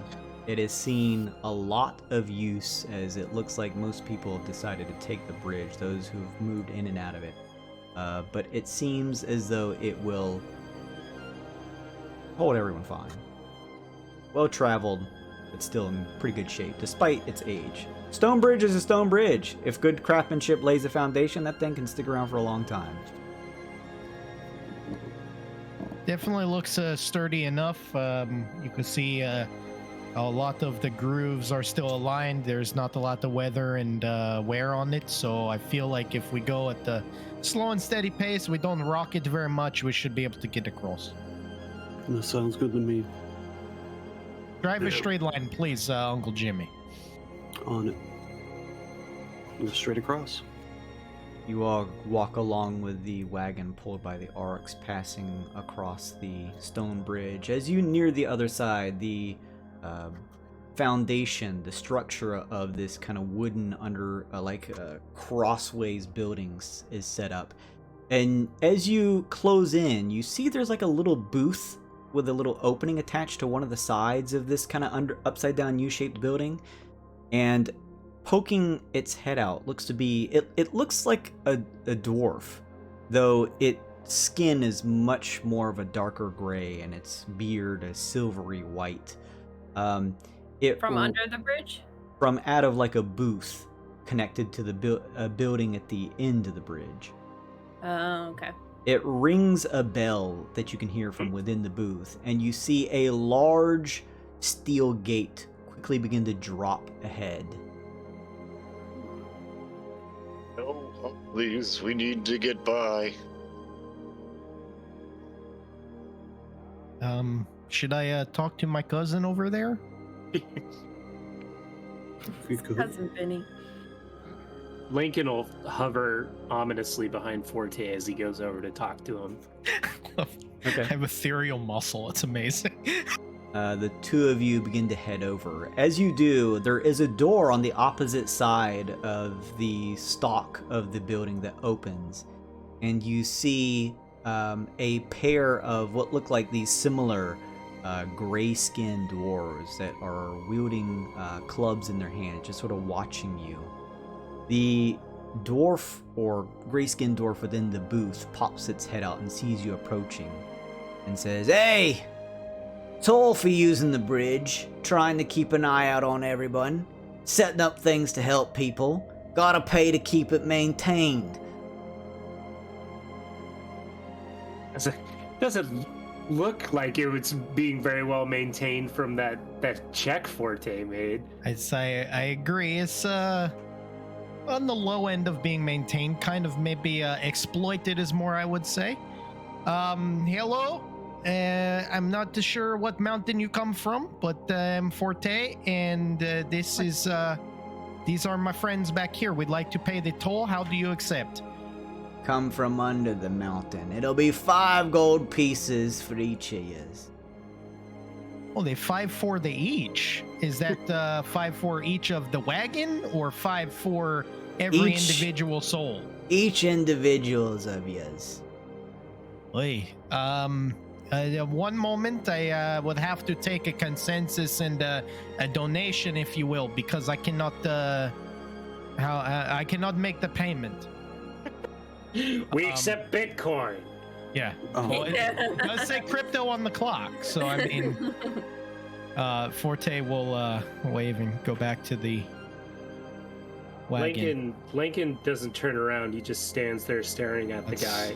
I love it. Just please, Mr. Lincoln, please continue to do what you're best at. Okay, everyone. The nice man who I have no relation to at all, even though we look similar. I am just dirty. He is that way. He says we all need to supply the 5 gold pieces per person to get across. He did not specify about the Auroch, but he said 5 per person. Yeah. So that's 25, because your construct over there don't count.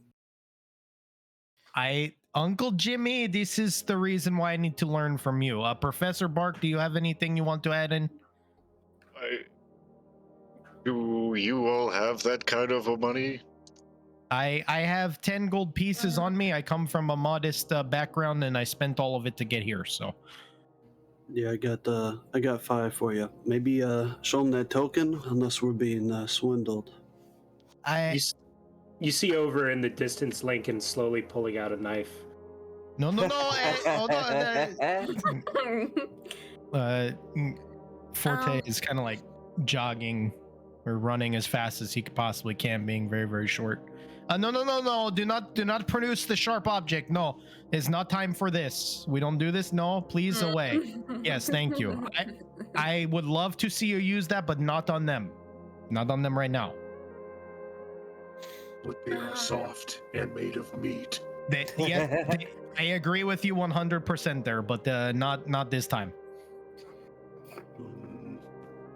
Well, I only have 9 gold left from what my mom gave me.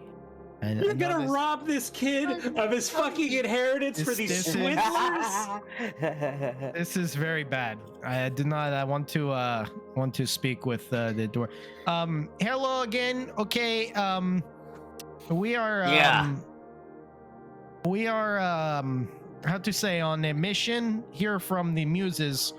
We do have the ability to pay for your bridge. However, it will drain us of almost everything we have. Is there possibly something that you hold in higher regard than the gold piece? No, actually. Okay, there doesn't seem to be a lot of stores and provisioners in this area. So, Lincoln, please know that. Yeah, thank you, Lincoln. I don't necessarily see a lot of stores here. Do you are you a smith like myself? Do you make things with the gold? He spits on the ground, kind of clearing his throat, and says, 5 gold for each of yous. You pay and pass or you don't. Is there room to turn around on this bridge? Yeah. No, I don't think. I think we have to give the gold. Unfortunately, it is. We can consider it part of our passion and penance to give tribute to the Forlorn Passage. There's 2 of them? There's one in the booth, and then 2 kind of standing over at the far end, kind of just watching you all. How tough do they look? How big a boy are they?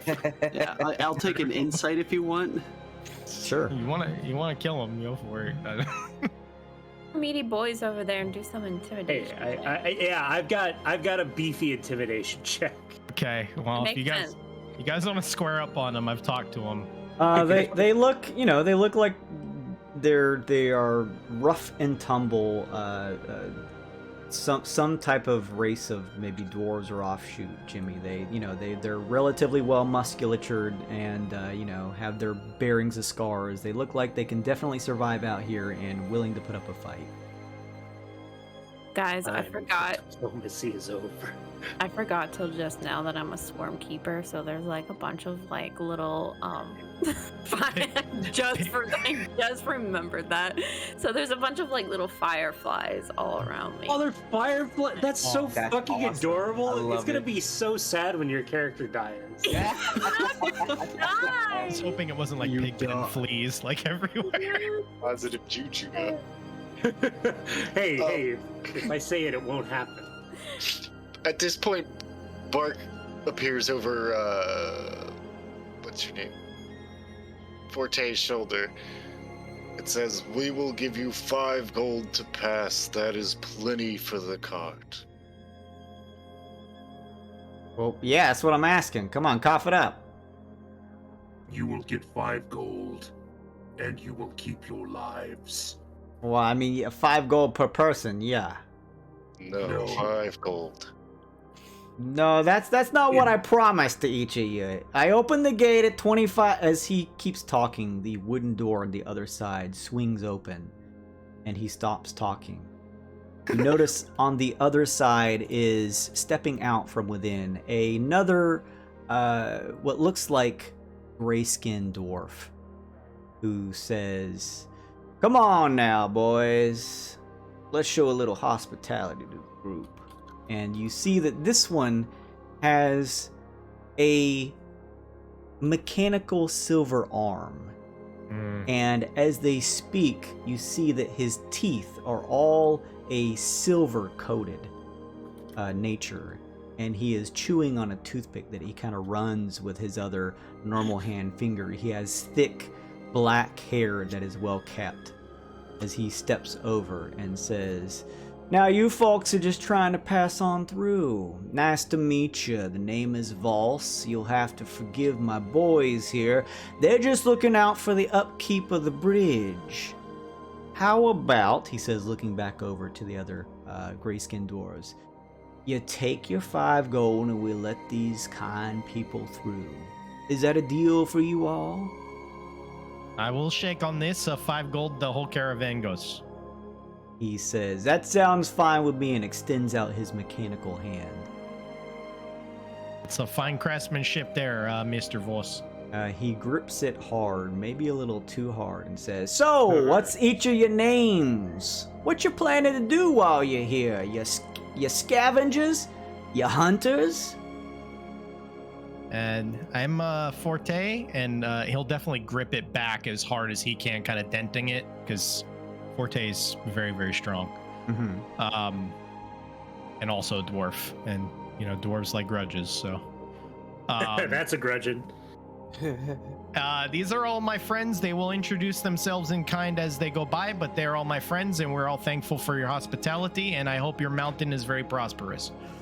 Anything I can help you with hunting down while you're here in the passage? Please speak to the tall man with the hat. Is Uncle Jimmy. He likes to hunt things. You talk to him about that one. He turns, letting go of your hand. "Uncle Jimmy, nice to meet you. The name is Vols. I run a little, protection group around here. We do a little bit of digging, do some works. Is there anything in particular y'all are looking to find while you're spending a little time in the passage here?" He's gonna reach into his pocket and pull out a cigar and toss it to him. He grabs it and says, "Oh, much obliged." Yeah, a little bit of everything. Trying to get a, lay of the land. "I see. First time?" he says as he pulls out a tinderbox to give it a light. Yeah, take a big puff of my cigar and nod to him, and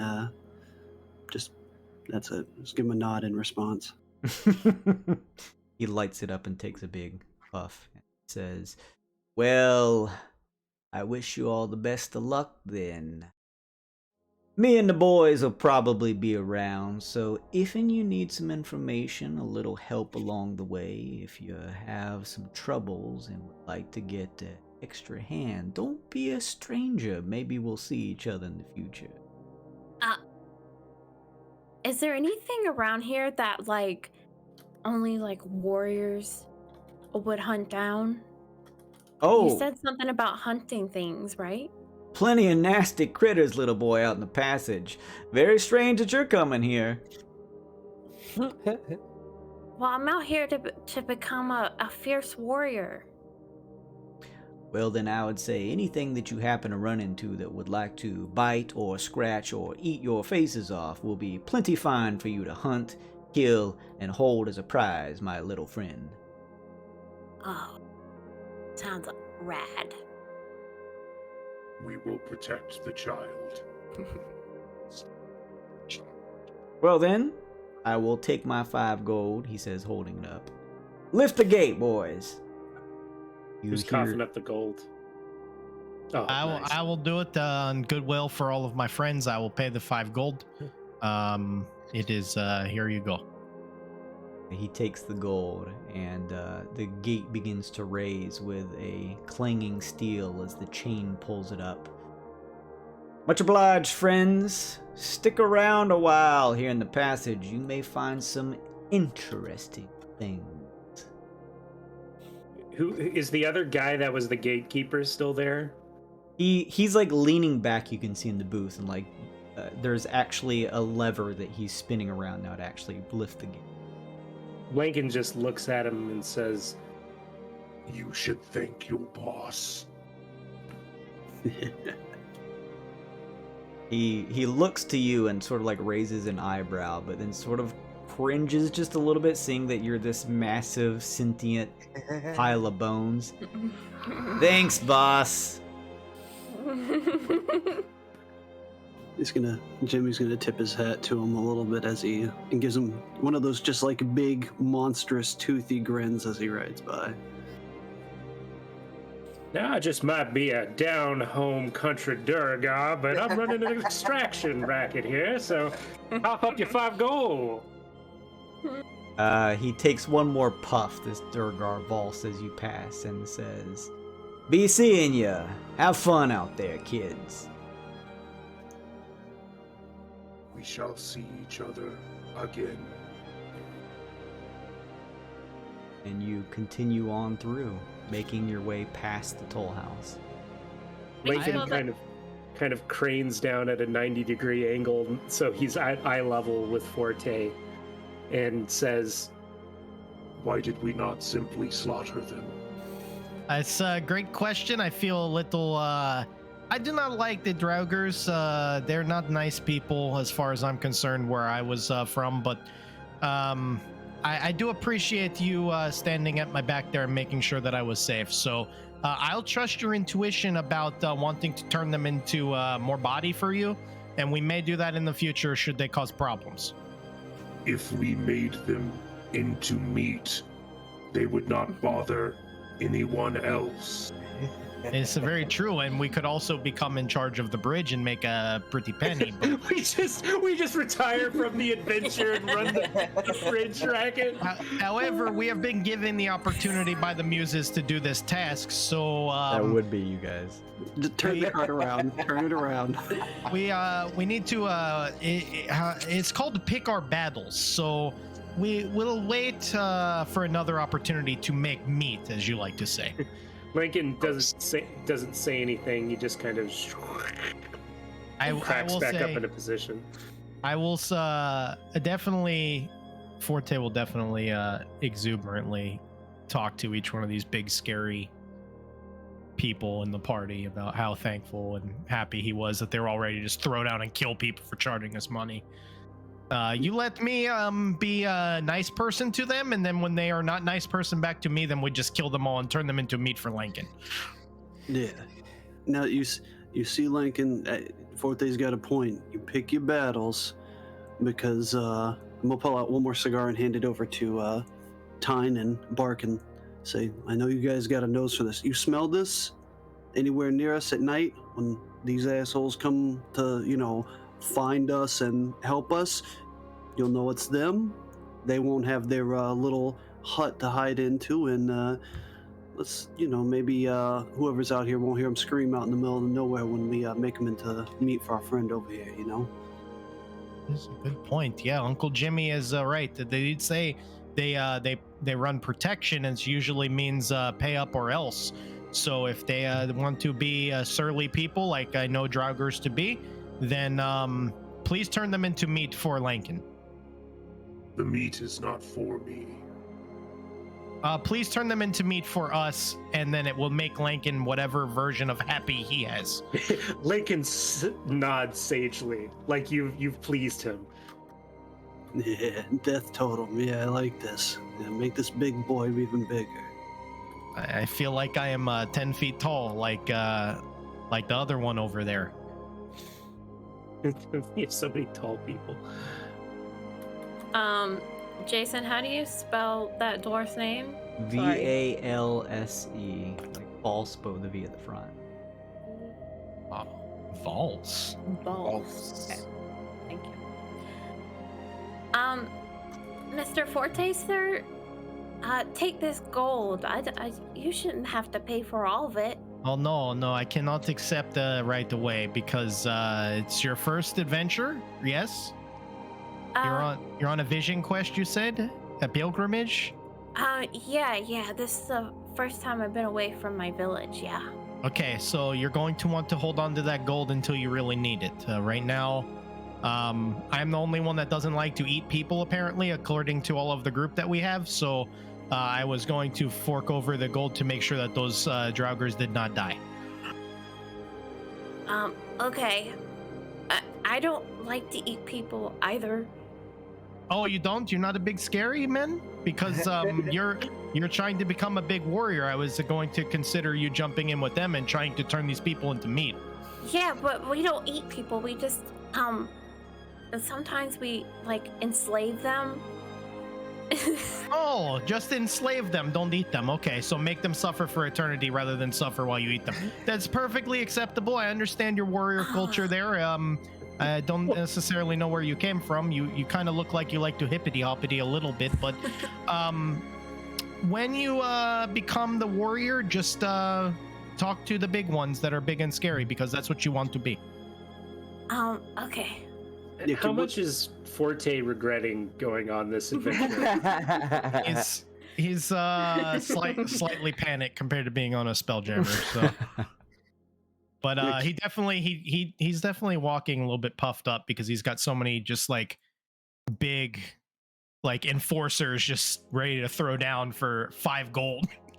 Definitely better than some of the crews he's been on. Hey, it was 25 gold that we threw down for. Yeah. It's super cool. So what y'all do? You're past the gatehouse now. Are they still the only dwarves that we see? Like as we continue on, do we see any more? No, there's a dirty trail leading across several rolling hills and plains with a scattering of sort of misty clouds up ahead, and the occasional far off in the distance massive, huge gravestone jutting out of the ground. I'm keen to make our rendezvous. We have been warned of the turn in 12 hours. What is it? Every 12 hours? 12 hours, yes. And I do not intend to find out without shelter over me. Yeah, I agree. Let's get on. If we've had enough paying too much for a bridge access, might we travel on then? Forward at a normal pace. One more hexagon. All right. Continue to travel ahead. The time continues to tick by an additional 2 hours, meaning the HF meter goes down by 1. Oh my Is gosh. now 4. You move ahead 1 space. Whoops, 1 space. And now I do a random encounter. Ooh, what? Griffins. Ooh, is it all those nice dwarves that talk to us? We're gonna fight something? I have a sinking suspicion that Wild Pigeon wants to fight. we will encounter griffins before this is all said and done. Don't you put that evil on me. We don't need griffins. We need like You read the rules for the random encounter, it is exactly that. It talks about rocks instead, but it was exactly that encounter, Luke. Yeah. I don't like it. It at least feels good here having some amount of twilight using the large floating flying beetles in the swarms above you as you continue to travel along this sort of dirtied, muddied path through the grasslands here. Up ahead you see a patrol of what looks like a few scouts that appear to be led by a figure donned in clothing that looks like some type of magic user as they kind of continue down the path. A couple of them on some horses. The mage included. They all look like they are kind of humanoid, but maybe like a mixture of some animal. They tend to have a lot of hair in certain places. One of them has sort of like more of a button nose like an animal. Some has tufts of hair on the sides of their face that are a little stronger than what would be chops. They take note of you as they carry on, but don't say anything as they begin to catch up, and looks like they're going to pass you. Oh, to pass us. Uncle Jimmy is the best driver that we have on the entire cradle. They're moving at a faster pace. That is not a good use of their resources. They are going past us as in trying to get past us, or passing us as in going the other way? Yeah, they're just going the opposite direction. So there's like, they're not, it's not like a road that they're stuck on that they can't get by you. It's like just open grasslands with this kind of makeshift road that is a little hard to make out now that you're in the passage, but they're just sort of like trotting along.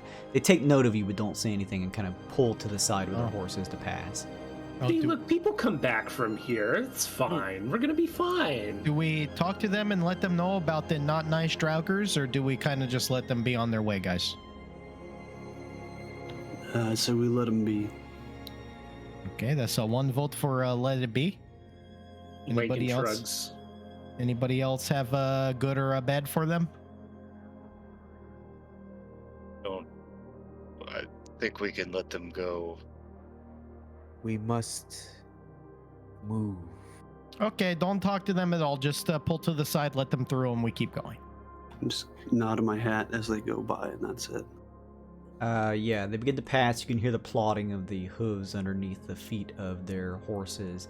They take a look at you and nod back as they just continue to pass. You can kind of hear two of the ones that are kind of dressed more like maybe a warrior or guardsmen in the back that are kind of speaking to one another. And they continue to trek along and just pass on by you without any incident. Can I roll a perception on what they're saying? Sure. Any like passive perception or anything like that? You can do an active perception.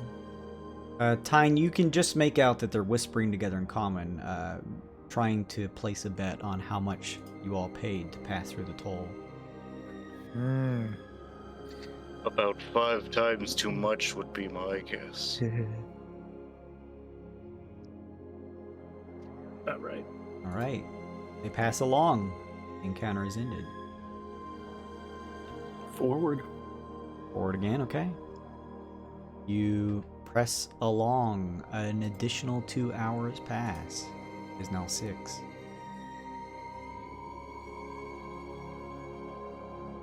As you Rapid barbarian. As you continue to trek along here, up ahead, the winding path, difficult to make out, interspersed between tufts of grass and stuff that has sort of overtaken it.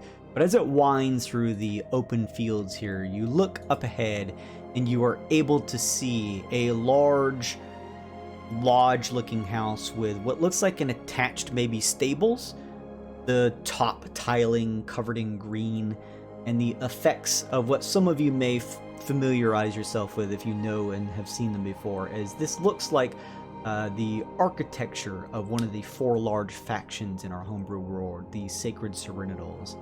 As you pull in close, there is a wooden sign hanging from the side that reads Helper's Hand Guild House.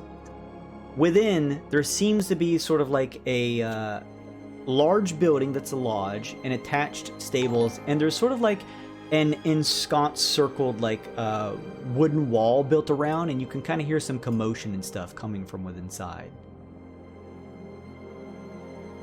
The commotion is not good. Do we take a stop and a peek? This X marks the spot here on the map. The muse must be here. Contact must be inside. Lincoln starts floating towards the. Yeah. Let us disembark. Uncle Jimmy, can you please dock this ship? A nice place where the Auroch can rest. Yeah, no problem. It's a great pilot there. Okay, have Big and Scaries. Come on and let's go inside. Everyone begins to head towards the interior of the large Guildhouse Lodge. As you take the Oryx, pulling the wagon over to the stables, Jimmy, there is what looks like elf or half-elf on hand. It says, "Greetings, sir. I'll take them here. Thank you very much." And just without question, takes the Oryx inside and begins to pull it within the stables. You said there was a commotion? As you head inside, there is a large interior to the lodge house. You can see several people talking amongst one another. And towards the back end, think of like a big ass cabin up in the mountains. It's large, it's open, there's many windows here. Out towards the back end, there's actually a pair of wooden doors that are opened. And there are steps down along a patio that opens up into sort of like an open square that's surrounded by that wooden wall. You can see within what looks like a mixture of different adventurers. You can see a couple stalls that look like they're merchants. And you see a number of differently dressed folks inside talking. They're of all mix of races and what looks like a couple different cultures. There's a lot of commotion. It sounds like there's trade happening. Lots of talk between members. As you continue to peer around, there is a woman stepping through the lodge that steps up to each of you. She is elegant and beautiful and is what looks like half-elf in her racial makeup. She has long hair that's almost like a mixture of brown, but as some of the twilight hits it, looks a bit blonde. And she wears a kind of beautiful gown that is a mixture of like green and yellow and tannish hues with a little bit of pink mixed in and embellishments on it. She also has what looks like a cloth that covers her eyes, kind of like a band that covers her eyes, as she steps over to you without any incident and says, "Welcome, travelers. Are you the ones looking for Alana Lou?" Yes. Yes, absolutely. I'm Forte. This is a lot of my friends here, and please, I'd like to know your acquaintance. First, I would like to make sure that each of you received a letter from the Muse. If you'd please procure and show them to me. Oh, she'd like to see our papers, gentlemen. Please indulge the lady. Here's mine. At this point, Jimmy, you've caught up with the others coming inside. This Uncle Jimmy, he's got the 10-foot reach, by the way. Yeah, how you doing? Nice to meet you. She takes note of each of your letters and says, "Please, if you'd come sit over here." She waves a hand, and you see over in the corner, amongst a large open window that kind of glides across one of the sides of the lodge rooms, is a series of like a mixture of chairs and just soft linen like pillows and cushions that she leads you over to come sit with. As she leads you over, there's also, where she sits, a large silver harp that she kind of sits and places her hands on and says, "Welcome, travelers. I will be your muse. I am Alana Lou. It's nice to meet each of your acquaintance.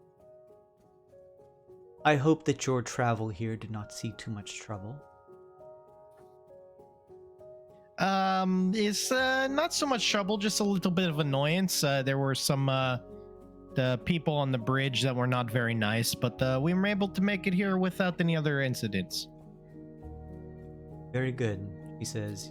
You will see all manner of faces and dangers and challenges along the way, so good to see you all in good spirits entering into our place.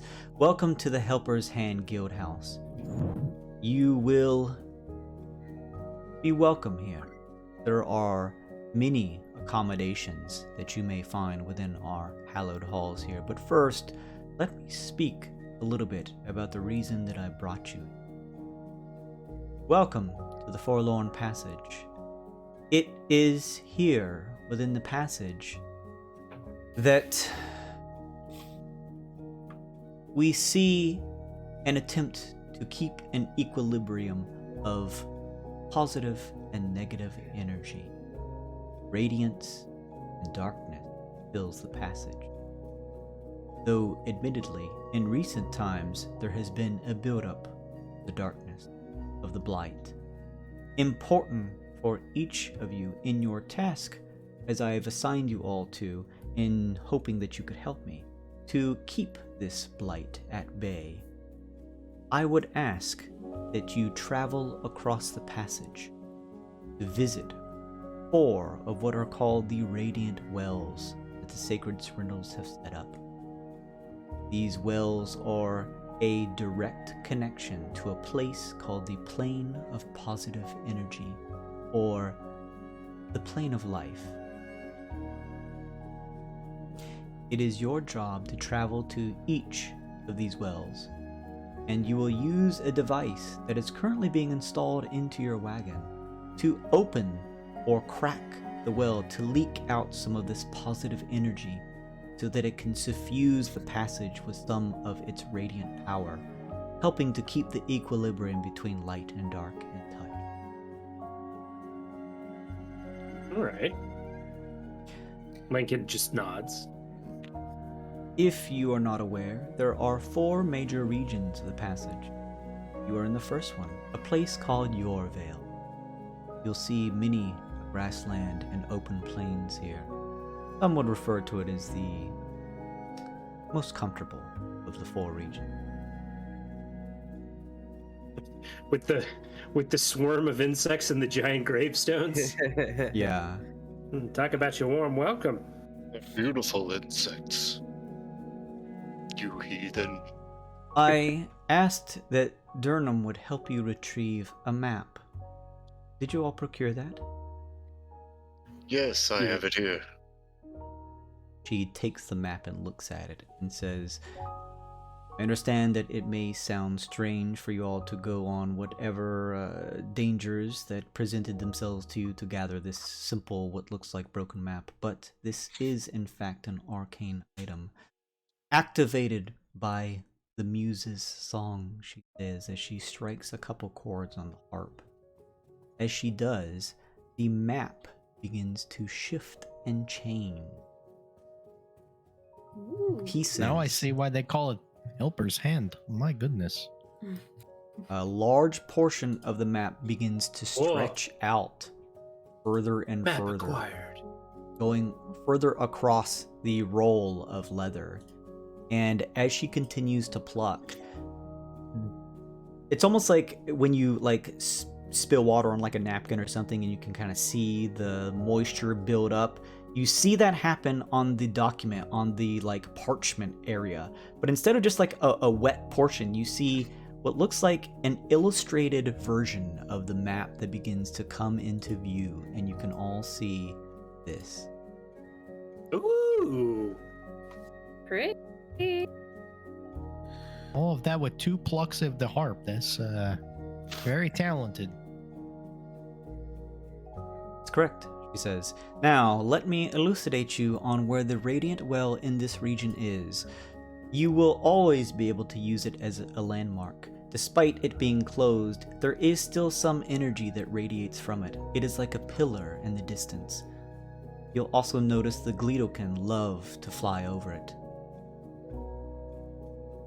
What? Reveals the Radiant Well to you on your maps. The beautiful beetles, you heathen. Oh. Well, that seems easy enough. It's right there. That's right there.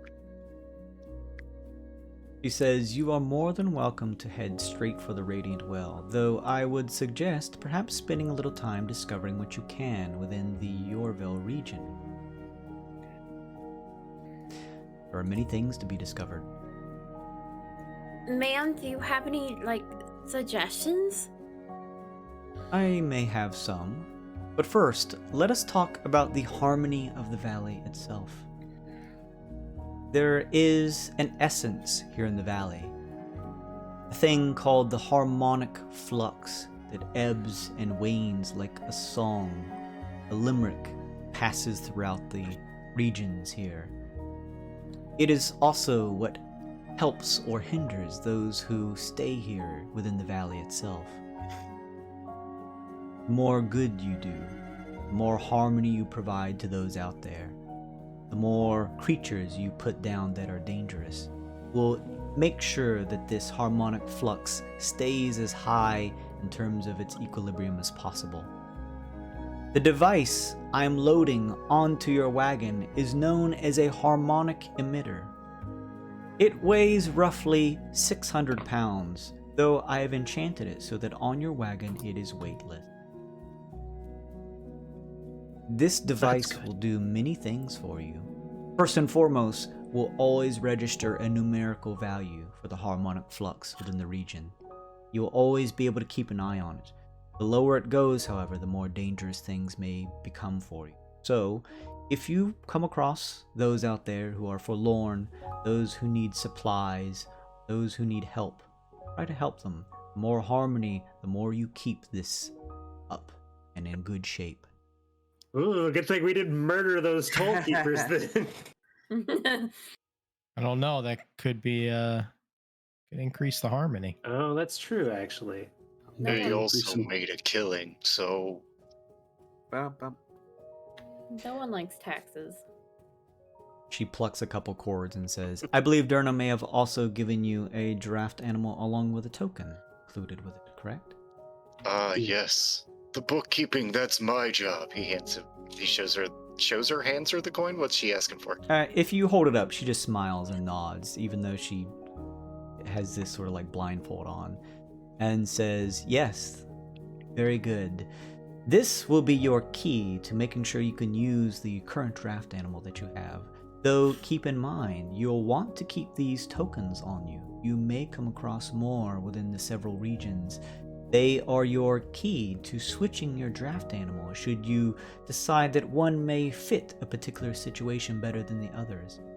If you come across more draft tokens, you can always come back to one of the Helper's Hand guilds located in each of the 4 regions to switch that draft animal with whichever one you have the token for.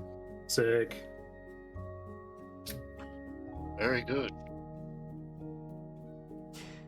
What do you know about the golden gleedlekin that fly in the sky? Oh my. My character knows much more than my player does, and he would expound on it further. But I'll let you explain it in a more basic terms that these non-educated types might understand. She smiles and says, special creatures. They are attracted to the wells and the positive energies that vibrate from them. It has suffused them, and they have become the golden gleedlekin. They shed light and provide us with radiant daytime, or light time as it is referred to in the valley. 12 hours of it, in fact. After the 12 hours, finding their mates during this period, they fly to the opposite side of the cradle where they will spend 12 hours mating. After which they'll return. Day and night. That's funny. Bug fucking. It's how the sun comes up and goes down. Love it. Let me tell you about the real warriors there, Opie. It's just the bees and the bees, am I right? The thing about Comes and goes. What do you mean, Mr. Forte? Watch Professor Bark talk to this nice Alana Lou here as a muse, and then I'll explain the birds in the sky there. there is a place similar to our guild house here, one located in each region of the valley, a order who worships the Gleedlekin. It is said that the Golden Gleedokins possess powerful abilities, and as such I have made sure that the Harmonic emitter that has been installed in your wagon has 3 potential slots. Should you find yourselves coming across the potential to gather a Golden Gleedokin, though they are difficult to capture, but if you are able to, you can inspect the creature. If you are able to make the proper checks, you may be able to find out the special abilities that they could provide. Should you slot the creature into the Harmonic emitter, it may provide benefits for your wagon and those following along with it. I will also give you the general idea of the region of this order should you want to seek them out for more information regarding the Gleed. Lincoln raises a bony hand and says, Do Gleedlekin need to be alive to be slotted within the thing? Yes, she says. Lincoln slowly puts his hand down. How big are the Gleedokins? They're just the average size of a beetle. The average Gleedlekin size. Are they really gold? Yes, you've seen them in the sky. Those are the same ones. Crazy.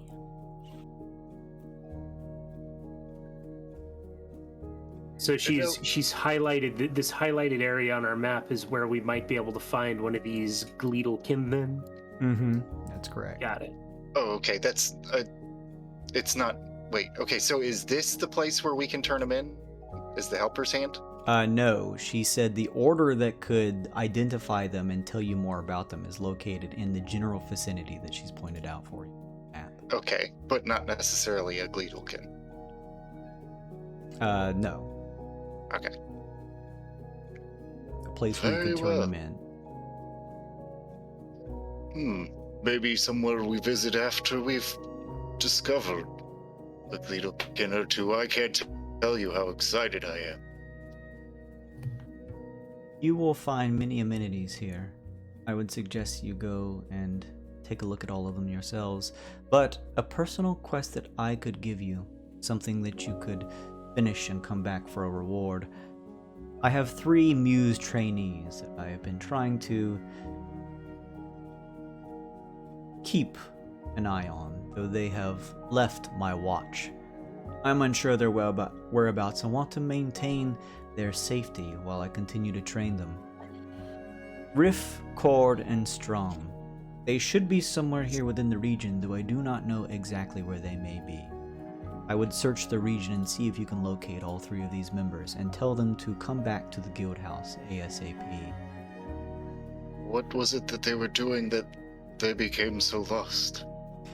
I told them to gather their musical instruments and dip their toes into the experience of the passage. They took this a little more enthusiastically than I expected, and have yet since to return. Youth is wasted on the young. Does she have does she have any idea where they went, like direction-wise? He has no idea. Oh, fuck. You got a description of what they look like? She gives you a general description of what each of them look like. They're pretty. Hopefully they look like you very much. Similar garb Why? to my outfit. I don't know why, but I imagine these are 3 bulldogs, and I don't know why that's doing it to me, but Riffcord and Strum, I'm just thinking like little bulldogs. She also says, before you go to head out on your journey, I would ask that you take these. You may find supplies, plants, herbs, meat along the way. You can use these recipes, provided that you have the correct cooking devices to make them. And she gives you the jerky recipe. Yeah. Hardtack Buzzard wing recipe. jerky. And the raisins recipe. Oh god, hardtack. Ugh. Got recipes? Recipes. Under cooking recipes in your journal. I've definitely survived on hardtack and raisins and jerky before. It's we will be okay if we have these things. Trick is you gotta break up the hardtack in a sack and then just pour it in your coffee and drink the sludge. Ugh. Gross. That's That how they did it sounds in like the Civil War. Just So you mean like the dwarven ale I have in my mug here? Here, please. There you go, like that. Yeah. Nasty. Very well. I will file this away in my bureau. I'm starting a new page. It's going to be called Cooking Recipes. That's where I'm going to keep my cooking recipes.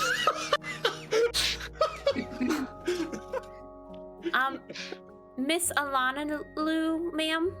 Yes, OP. Can you maybe tell my moms that I'm here?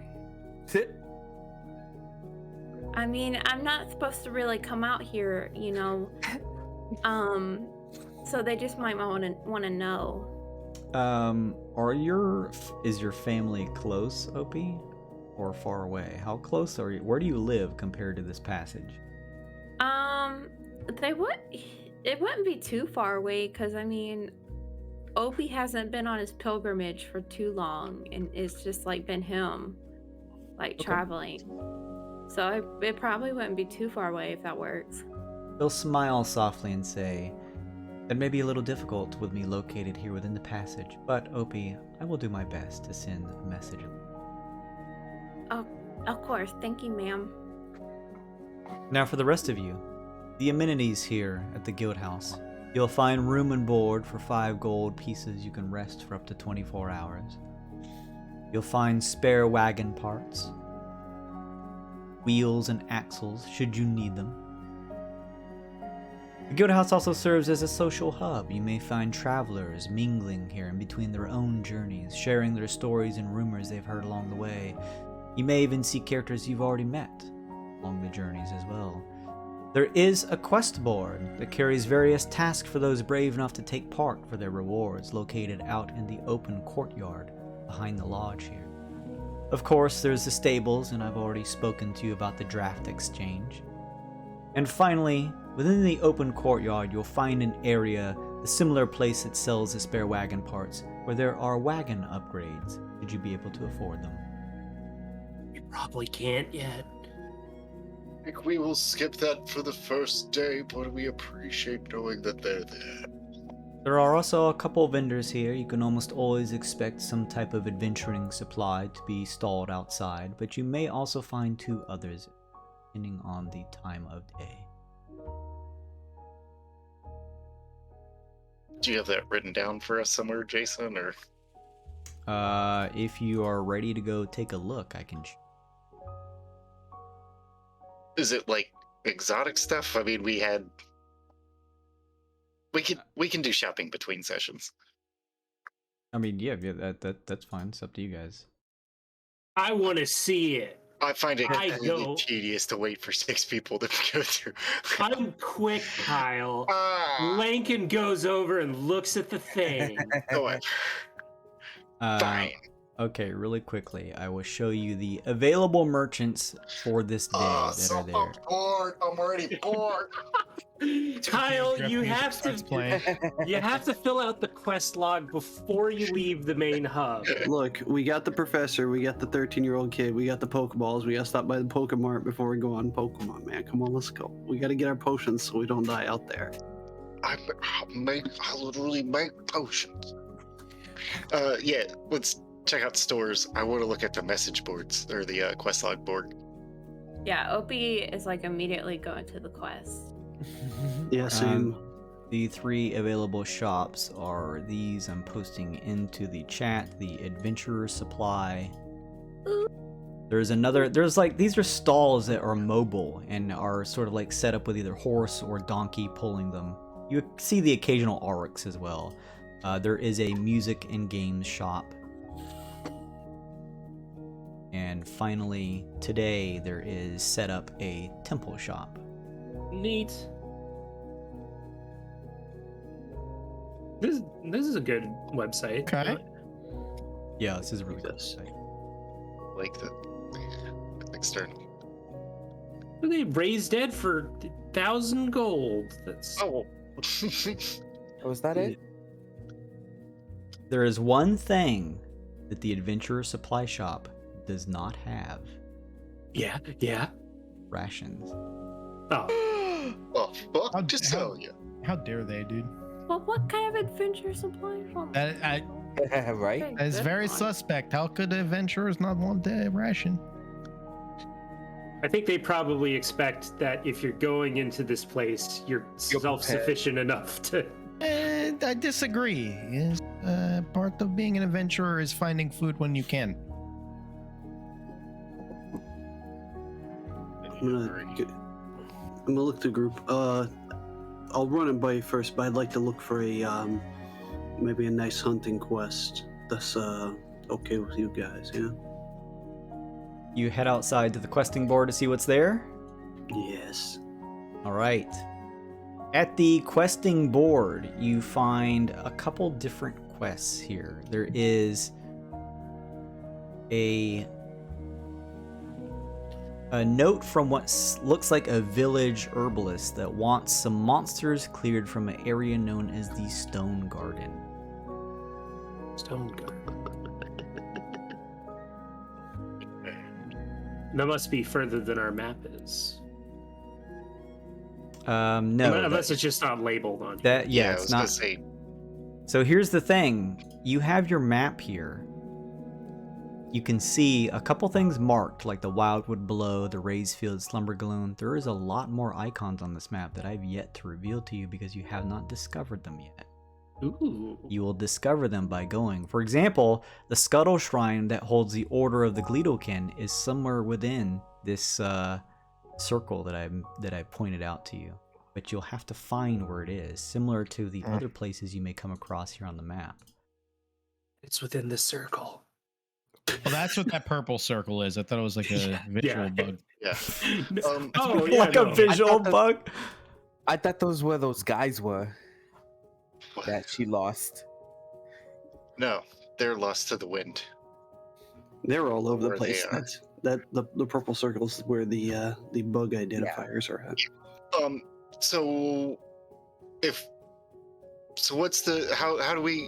What's your idea on how we accept these quests then? If we accept this quest, for instance, how do we know where Stone Garden is? You're going to tear the pamphlet off of the quest board here, and you can make a persuasion check to try and get a general idea of where that may be with all of the mingling people here. Okay, so we just gotta... The better your check will determine the size of the circle I give you to find in the general area. There's another note on the quest board about a woman who wants to have her pet named Wilbur found. She says he likes hot dogs. Look. Tyne wants to do that one at some point. Really? This, It's a hot dog. I think the Stone Garden is our first destination. It is it's a more accomplishable goal than find the thing. Well, the Stone Garden we also have to find. Yes, but it is in a fixed location. The Wilbur, who knows where it could be. Lincoln just says, Well, it is where hot dogs are. I will vote for anything that you guys would like to do because you showed restraint with the ones before. So if you need to get your daggers messy, please do. As you all take a second to kind of walk around this open courtyard that's walled in by the wooden walls that, raise up 15, 20 or 20 so feet, the soft glow of the radiant beetles above lighting the way here. As you travel around, you finally come to the stables area back in where there is extra wagon parts, additional wagon parts, and the wagon upgrade shop. So if you will go to the document that has the Mechanics Bible in it, you will find that under the Helper's Hand Guild, there is now a list of the tokens you have for your draft animals and the utility upgrades for your wagon. oh, nice. Nice. Oh, we gotta get some scratch first. Oh, the false bottom is yes. 10 out of 10. False bottom, definitely. would be an upgrade. How many Definitely, bodies can you fit? And everybody in chat can see the same thing if they punch in rolls to go take a look at those You wagon upgrades. definitely need a dummy compartment for smuggling, especially if we're going to be out in the wild. I'm going to recommend something, Please. and that is going to be off-road wheels, because looking at this map, there are quite a few forests, and having half movement in those forests is going to suck. I think Yes. that should be our first upgrade. Yeah. I agree. However, I think we're only going to get the bonus for the forest because we do have favorite terrain swamps, buddy. Oh, yeah, it still might be good to have. Imagine And then a couple there's- forests. Yeah, Oh yeah, we're going to definitely be in the forest. It's a huge upgrade to start. yeah. That and the false bottom are pretty affordable too. So And the camouflage. I would vote for the camouflage as well. let's see, camouflage cover, disadvantage on. Oh yeah, okay, yeah, that's not too bad. I think we got a pretty good idea of what we're gonna prioritize. Yeah. Allows 2 additional Gleetkin to be attuned to the wagon. Yeah, I mean, that's later on when we have our 4th and 5th Gleedlekin. Yeah, I was gonna say it's not having off-road wheels for some of that. If we want to take a peruse, I'm sure we can map out later. But I feel like even hitting up that the horseshoe wildwood for the bug identifier might be our last stop. You know. Well, let's see if we can narrow down this stone garden thing, Yeah. and then if we can cobble together enough scratch from that, we can get the wheels to go to the horseshoe wildwood. Agreed. Is there anybody else in this room, Jason? Well, it's like a stall that sells parts, kind of like a. I mean, this is a whole courtyard that's full of different people, like doing trades and merchant stalls, stuff like that. Yeah. Opie's gonna go up to the first person he can. That Okay. looks nice. It's a female dwarf who is kind of sharpening her blade on a whetstone, taking a break, sitting down at a bench. A lot of dwarves here. Ma'am, excuse me? Yes. Boy. Do you know where a place called the Stone Garden is? Give me a persuasion check. Could I walk up and assist her? If you're trained in it, yes. I am not. Sorry. Then shut up. Could be rough. 10. Okay. She tries to point out the kind of general direction of where she thinks it is for you, and it ends up being something like this right here. Okay. Okay, thank you, ma'am. Have a good day. Someone else also give me a persuasion check. Oh, is this also for Stone Garden? No, you are just trying to listen to some general chatter. I got +5. Do it. Better. I'm a -1. I'm completely enamored with Alana Lou. So Tyne smokes and listens. Yes, quite. You hear some chatter about a town that is kind of a little north of where you are, that is said to have sort of have everyone who used to be in it, they've abandoned it for whatever reason. Unsure why. But listening to what them say kind of points out that it's in that area. A place called Lacir, Lacir. Does that mean anything to anybody? Lacir?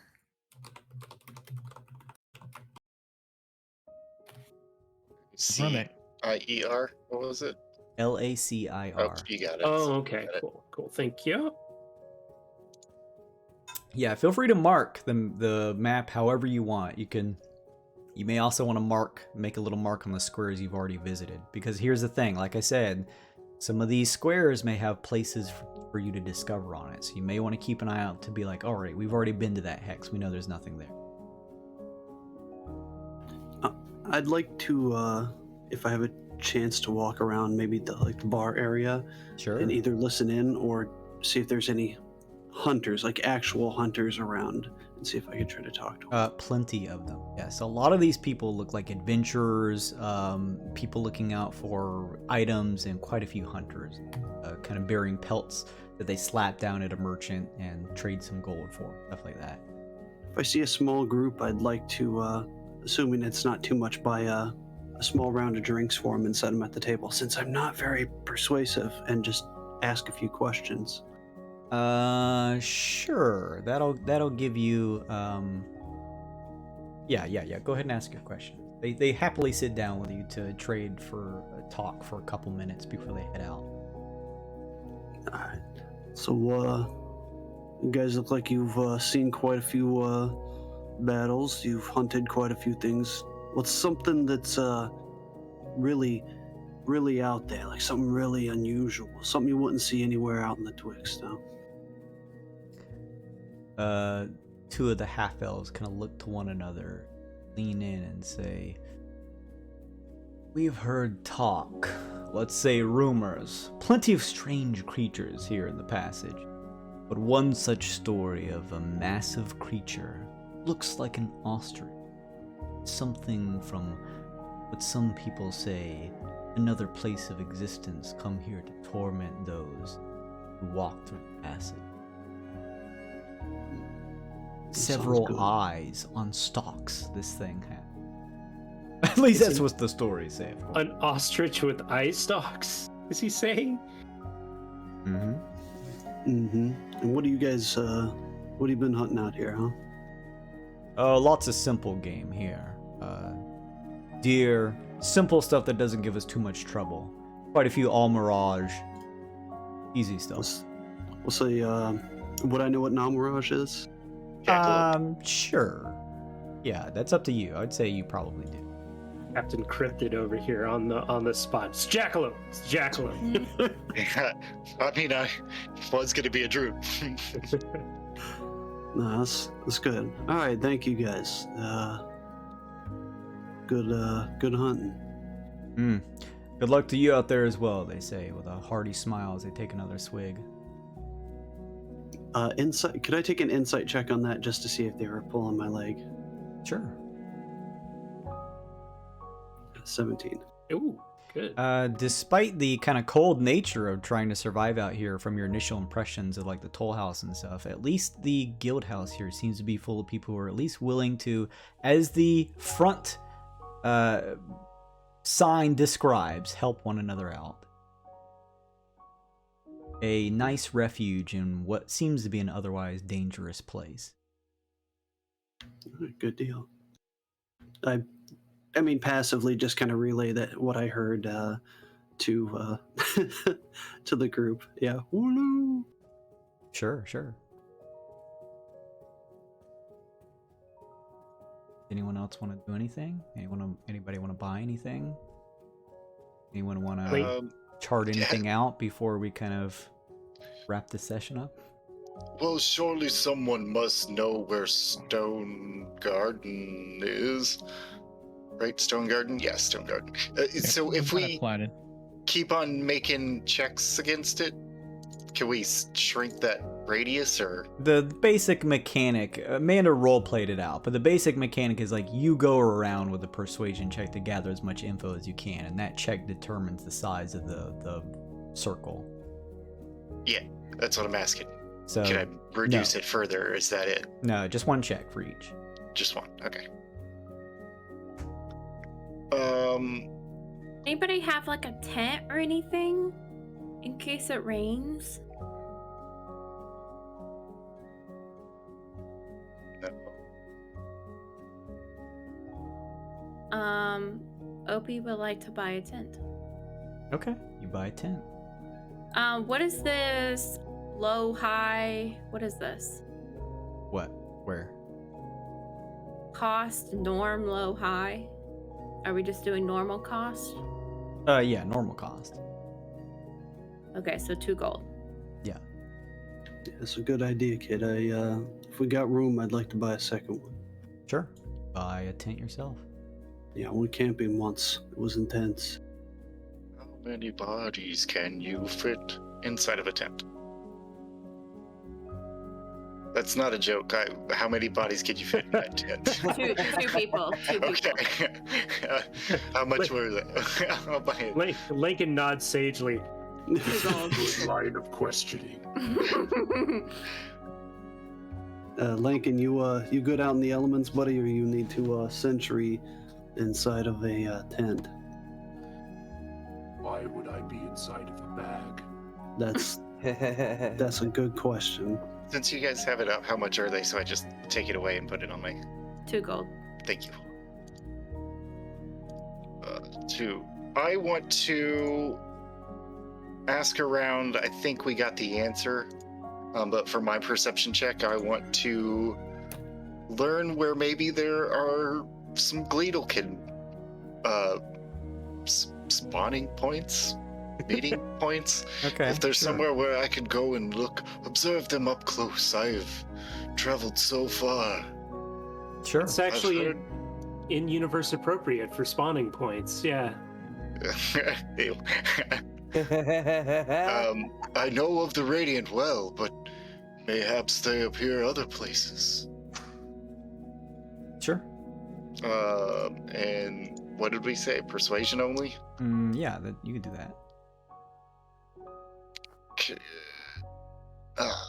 No. Okay. No. We're also charismatic. Wait. With a 10, yes. Some of them tell you stuff you kind of already know, that a lot of them swarm over the Radiant Well, though pretty high in the air. Other than that, no one is really able to pinpoint like a specific spot that they land. It sounds like from the chatter that you listen in on and are a part of, Bark, that it's actually kind of rare to get your hands on one of these. They tell you that it's just every occasional moment while traveling, there is the rare opportunity that one may come down for a little bit of food and linger on the ground enough for you to get a small window of opportunity to catch it. If you do, you are lucky, they tell you. A rare sighting. Well, thank you, traveler, for sharing your knowledge. If there's clean water around here, Opie, or I guess any water, Opie would like to make sure his water skin is filled up all the way. Yeah, sure. There's water available. So should we head out now, or? Tyne went and grabbed the document about the woman who wants to have her pet found. Find Wilbur, yeah. Yeah. Is there any more information on it, or just I have to?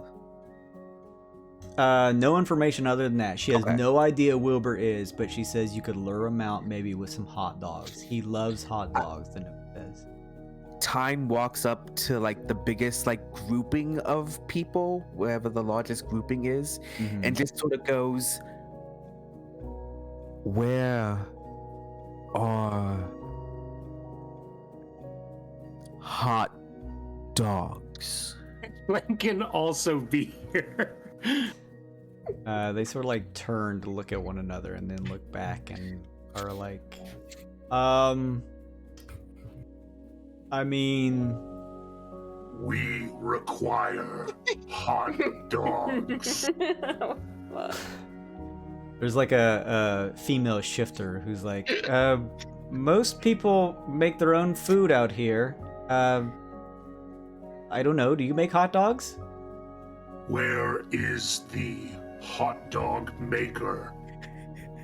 We don't know. Oh, Jesus. Probably be ideal to ask how to make hot dogs rather than. Do have recipe. I don't know they how to look- make hot dogs. They look to one another and they sort of shake their heads. No. You just get a bunch of meats, press them together. That's Squeeze not. Squeeze them through like a tube. That's not, well, that's technically right, but it's not gonna make a hot dog. It's a hot dog. Can is there any kind of check I can make to see if anyone would know about hot dogs? You can make a perception check. or a persuasion check, I mean. Persuasion? Okay. I can already see in the future, we're gonna learn how to make hot dogs. We're gonna be throwing them, making a bread trail of hot dogs out of the back of our thing, and we're gonna attract a dragon or something. One of the local huntsmen sees you and says, "Yeah, sure, buddy." And he plops down on one of the tables, like a little fold here made from cloth, and unravels it, and it's a piece of meat. And he like starts cutting it up. He starts squishing it together, and he starts forming it with his hands. You can hear the sounds of it like squishing and stuff.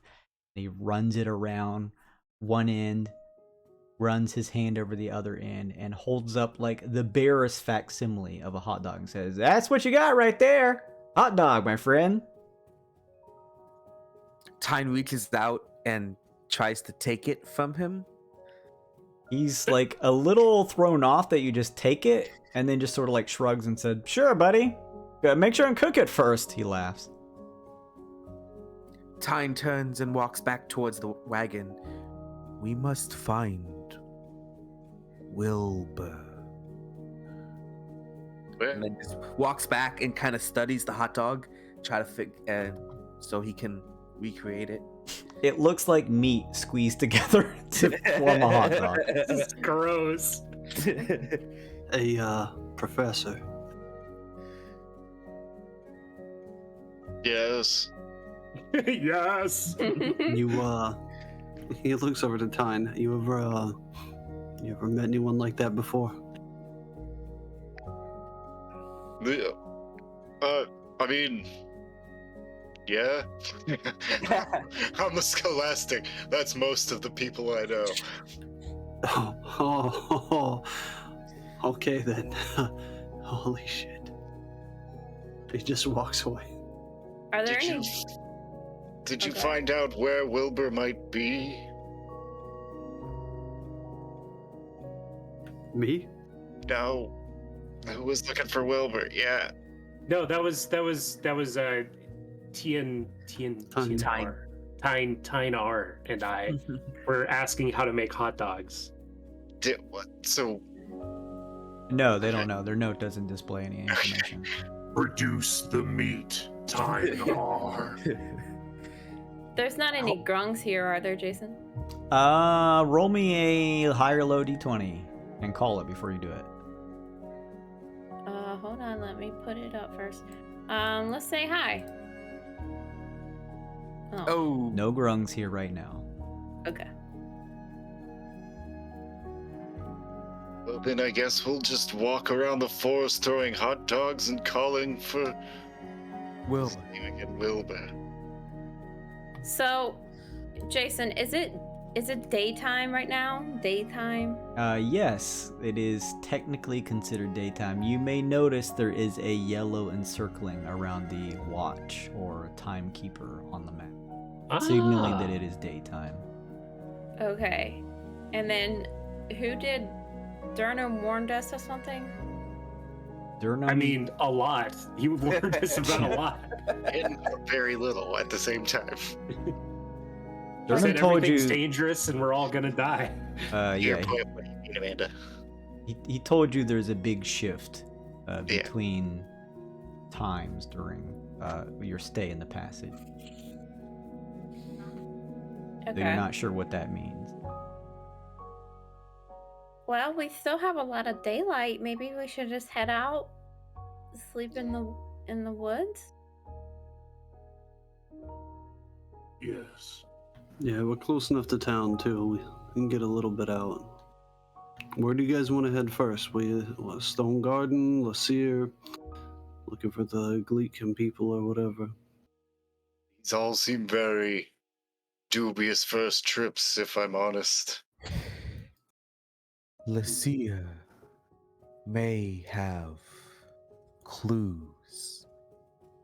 Why don't we go to the Stone Garden though? I mean, don't we need money? Are any of you like rich? Lincoln has 0 gold. No, I spend my last money on a healer's kit here, so that way we can have a little bit of relief should we be hurt. Oh, Tyne has like 5 pieces of gold, and he's like, I found these. Speaking roughly out of character, Stone Garden seems like the safest bet for a first adventure. It seems safer than trying to find an abandoned village next to Lumber Lagoon. And then my preference, how I rate the Stone Garden lower is because it's so much. It could end up being so much further away than all the other stuff too. Yeah, we can gauge how draining it is on our resources. Sort of use it as a litmus test. It's also by the Radiant Well, so True. we could hit that up too, like on the way back or something. Very well. So is Lucia. Possibly. Yeah.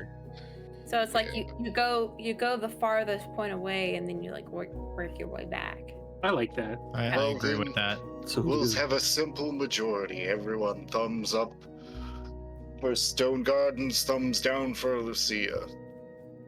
Lincoln puts 2 thumbs up and 1 thumb down. That isn't helpful. It is. It's a net positive for 1 Stone Garden. Okay, well, so Majority. it's just been me and Kevin that. No, Amanda voted 2. Oh, okay. So I think positive takes it. So Stone Garden. Alright, let's go to Stone Gardens. Okay, here's my question. Do you all spend any more time at the Helper's Hand Guild? Or are you just heading like straight out? We saw all the shop notes, right? All of the. Yeah, I think so. I mean, yeah. I might buy something else in between. Yeah, I was gonna say sessions. you That's could look okay. at them in between sessions. Those links I posted. I don't Yeah. have money anyway. But Here's- other than buying a little bit more, nothing for me. Here's the other thing to note that your characters would know because Durham kind of roughly covered it for you. You're more than welcome to move on from the Helper's Hand Guild without buying like room or anything here. You don't have to.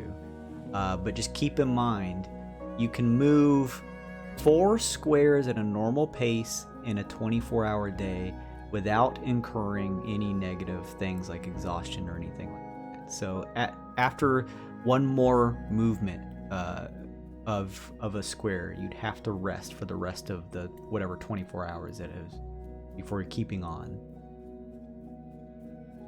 So we can. I think we're okay with that, right? Or... Well, is there an end bonus that maybe it's worth staying to give up a square of movement?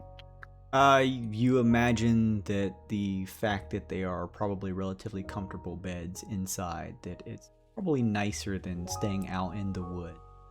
Plus, it's probably just safer. And also safer. I do not have money. I don't have 0 gold. Tyne lives in the woods every day of his life, so. Yeah. I will- How much was the room? 5 gold pieces per person. Per person. Oh, okay. Yeah. Well, Yeah. fuck that. Sleeping in the car, boys. Too Tyne rich has 5 blood. gold. We're a house band at the moment. We can't really afford any kind of amenities. We're not very liquid right now. Yeah.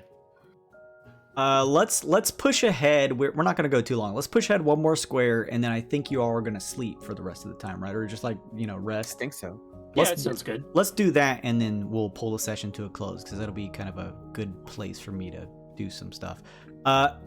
Pinpoint where you'd like to move the wagon from here. Is this a road? Does that confer like? That is the dirty, kind of well-trodden path that led you in here. Yes. I guess we can follow that to Stone Garden. it You're looks not like. sure if it actually leads you to places, Oh. but you could stay on it if you'd like to. I assume it's safer probably and easier to travel. And things like Yes. that. Yeah. There's no chance we'll run into any highwaymen. Yeah, I say we go there then. Okay. Yeah. You want to go down here? Whoops. Yeah. Here? Yeah. Yes. Yeah.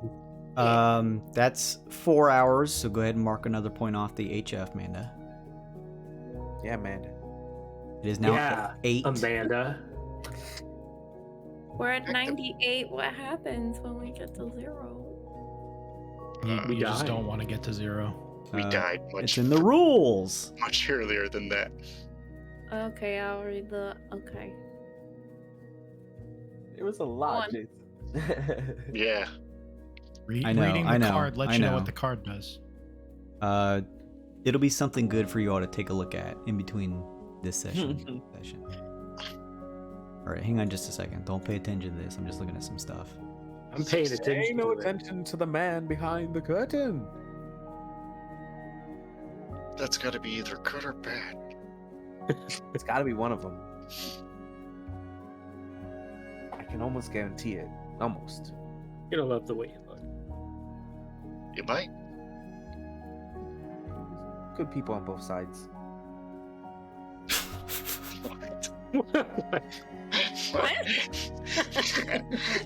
That was left field. I'm so confused. All right, hang on just a second. Say you don't want. Love Kevin. We all love Kevin. Kevin is the Kevin. avatar of happiness.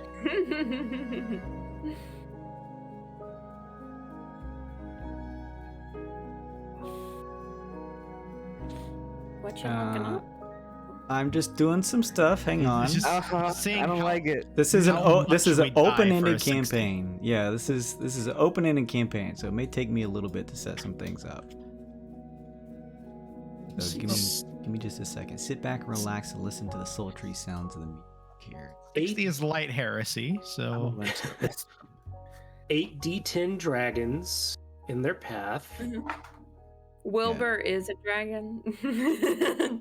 Wilbur isn't. Rock eating Hey, cave dweller. 3 of you on each sides of the wagon, unless you tell me otherwise. What's the marching order? Who's on what side, and who's in front, middle, and back? Can you take us back to that screen?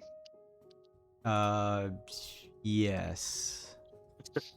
Jason's like, no, I deleted it already. Actually, I'm gonna take you to this screen, and you go ahead and just arrange where you would like to have your characters at the time. So hang on. We're here. Ooh, look at this. Ooh, what is that thing? I don't think I could do it, but I'd be like sitting, there you go, on the cart. Guiding it, driving it. Yeah, you can be anywhere adjacent to the cart that you'd like to place your token. Go. Actually, yeah, let's do that. Opie would. Okay, so Now I'm gonna do Eugene this. to run ahead. Opie. Opie would like to be like kind of towards the front. yeah. Like kind of like that, I guess. Yeah. Up Seems ahead, bursting out of the nearby wood onto the path that you're traveling, is what looks like a boar-like creature. Its features almost somewhat translucent in a strange way. Its eyes blood red, its foot covered in blood as it stares and snarls at you. To the left of it appears to be some type of what looks like sentient bear trap that is covered my in God. blood and snapping open and closed as they both turn towards your party and head your way. We will roll initiative next session, and this will be your first combat encounter when we pick up next week. Is this Wilbur? Right? So I was just thinking. Wish. Throw him a hot dog. Then I also thought, sentient bear trap? What do you mean, my ex? I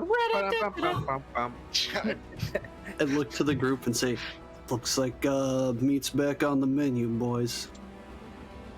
Meat.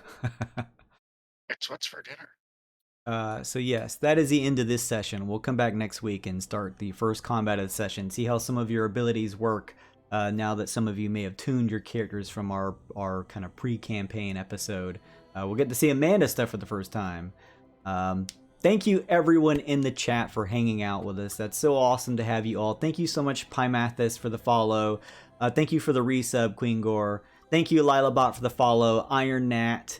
Thank you so much, Catchy Cantrips, for the raid. That was very nice of you. I really appreciate all the support you've given me recently. Make sure and join the channel. Follow the channel if you haven't already. You'll get a boost in your Twitch channel points. Make sure to go follow any of my links. You can stay up to date with our updates on Twitter and catch the Twitch. Go follow the YouTube. We got a Patreon you could be a part of. Get some inside notes and stuff, behind the scenes, all kinds of good stuff over there. I stream all the time outside of our Friday night D&D, so just always go keep an eye out on the schedule that I post Monday for the stream. You can also go view it on the schedule tab here on Twitch. But yeah, we're a little past time. Thank you all so much for hanging out. I hope you'll come next week so we can see what the party's combat is like as they work together to try and take down whatever these nasty looking creatures are together. And then they'll continue their trek from there. So thank you all for hanging out. Make sure and drink plenty of water. Stay safe out there. Before I end the campaign, or before I end this session more specifically, I'd like to go raid some peeps here. I want to take my viewership and go bless another Dungeons & Dragons stream out there. So let's go ahead and really quickly see if we can't spot somebody else doing some D&D stuff that we could give a quick raid to as we draw ours to a close here. Let's see here. Let me see. Am I following Adventurers Pack? I've never seen them before. Friday night streams, I'm usually not used to seeing some of the people here. I usually stream during the daytime, so let's see. I am following them, but I do want to give them a raid. So let's go ahead and send our team over to Adventurers Pack. Thank you all so much. Like I said, stay safe out there, and I'm going to send you over to Adventurers Pack. Give them some love. Make sure and tell them I sent you. Maybe they'll give us some love back. In the meantime, have a safe weekend. I'll see some of you Monday, and if you want to just stick around for D&D, I'll see you next Friday. So, later, everybody. Bye. Bye. What do you guys think happened? One of the players Robbie played with got carried away and killed him. Well, that's kind of far out. Mazes and Monsters is a far-out game. Swords, poison, spells, battles, maiming, killing. Hey, it's all imagination. Is it?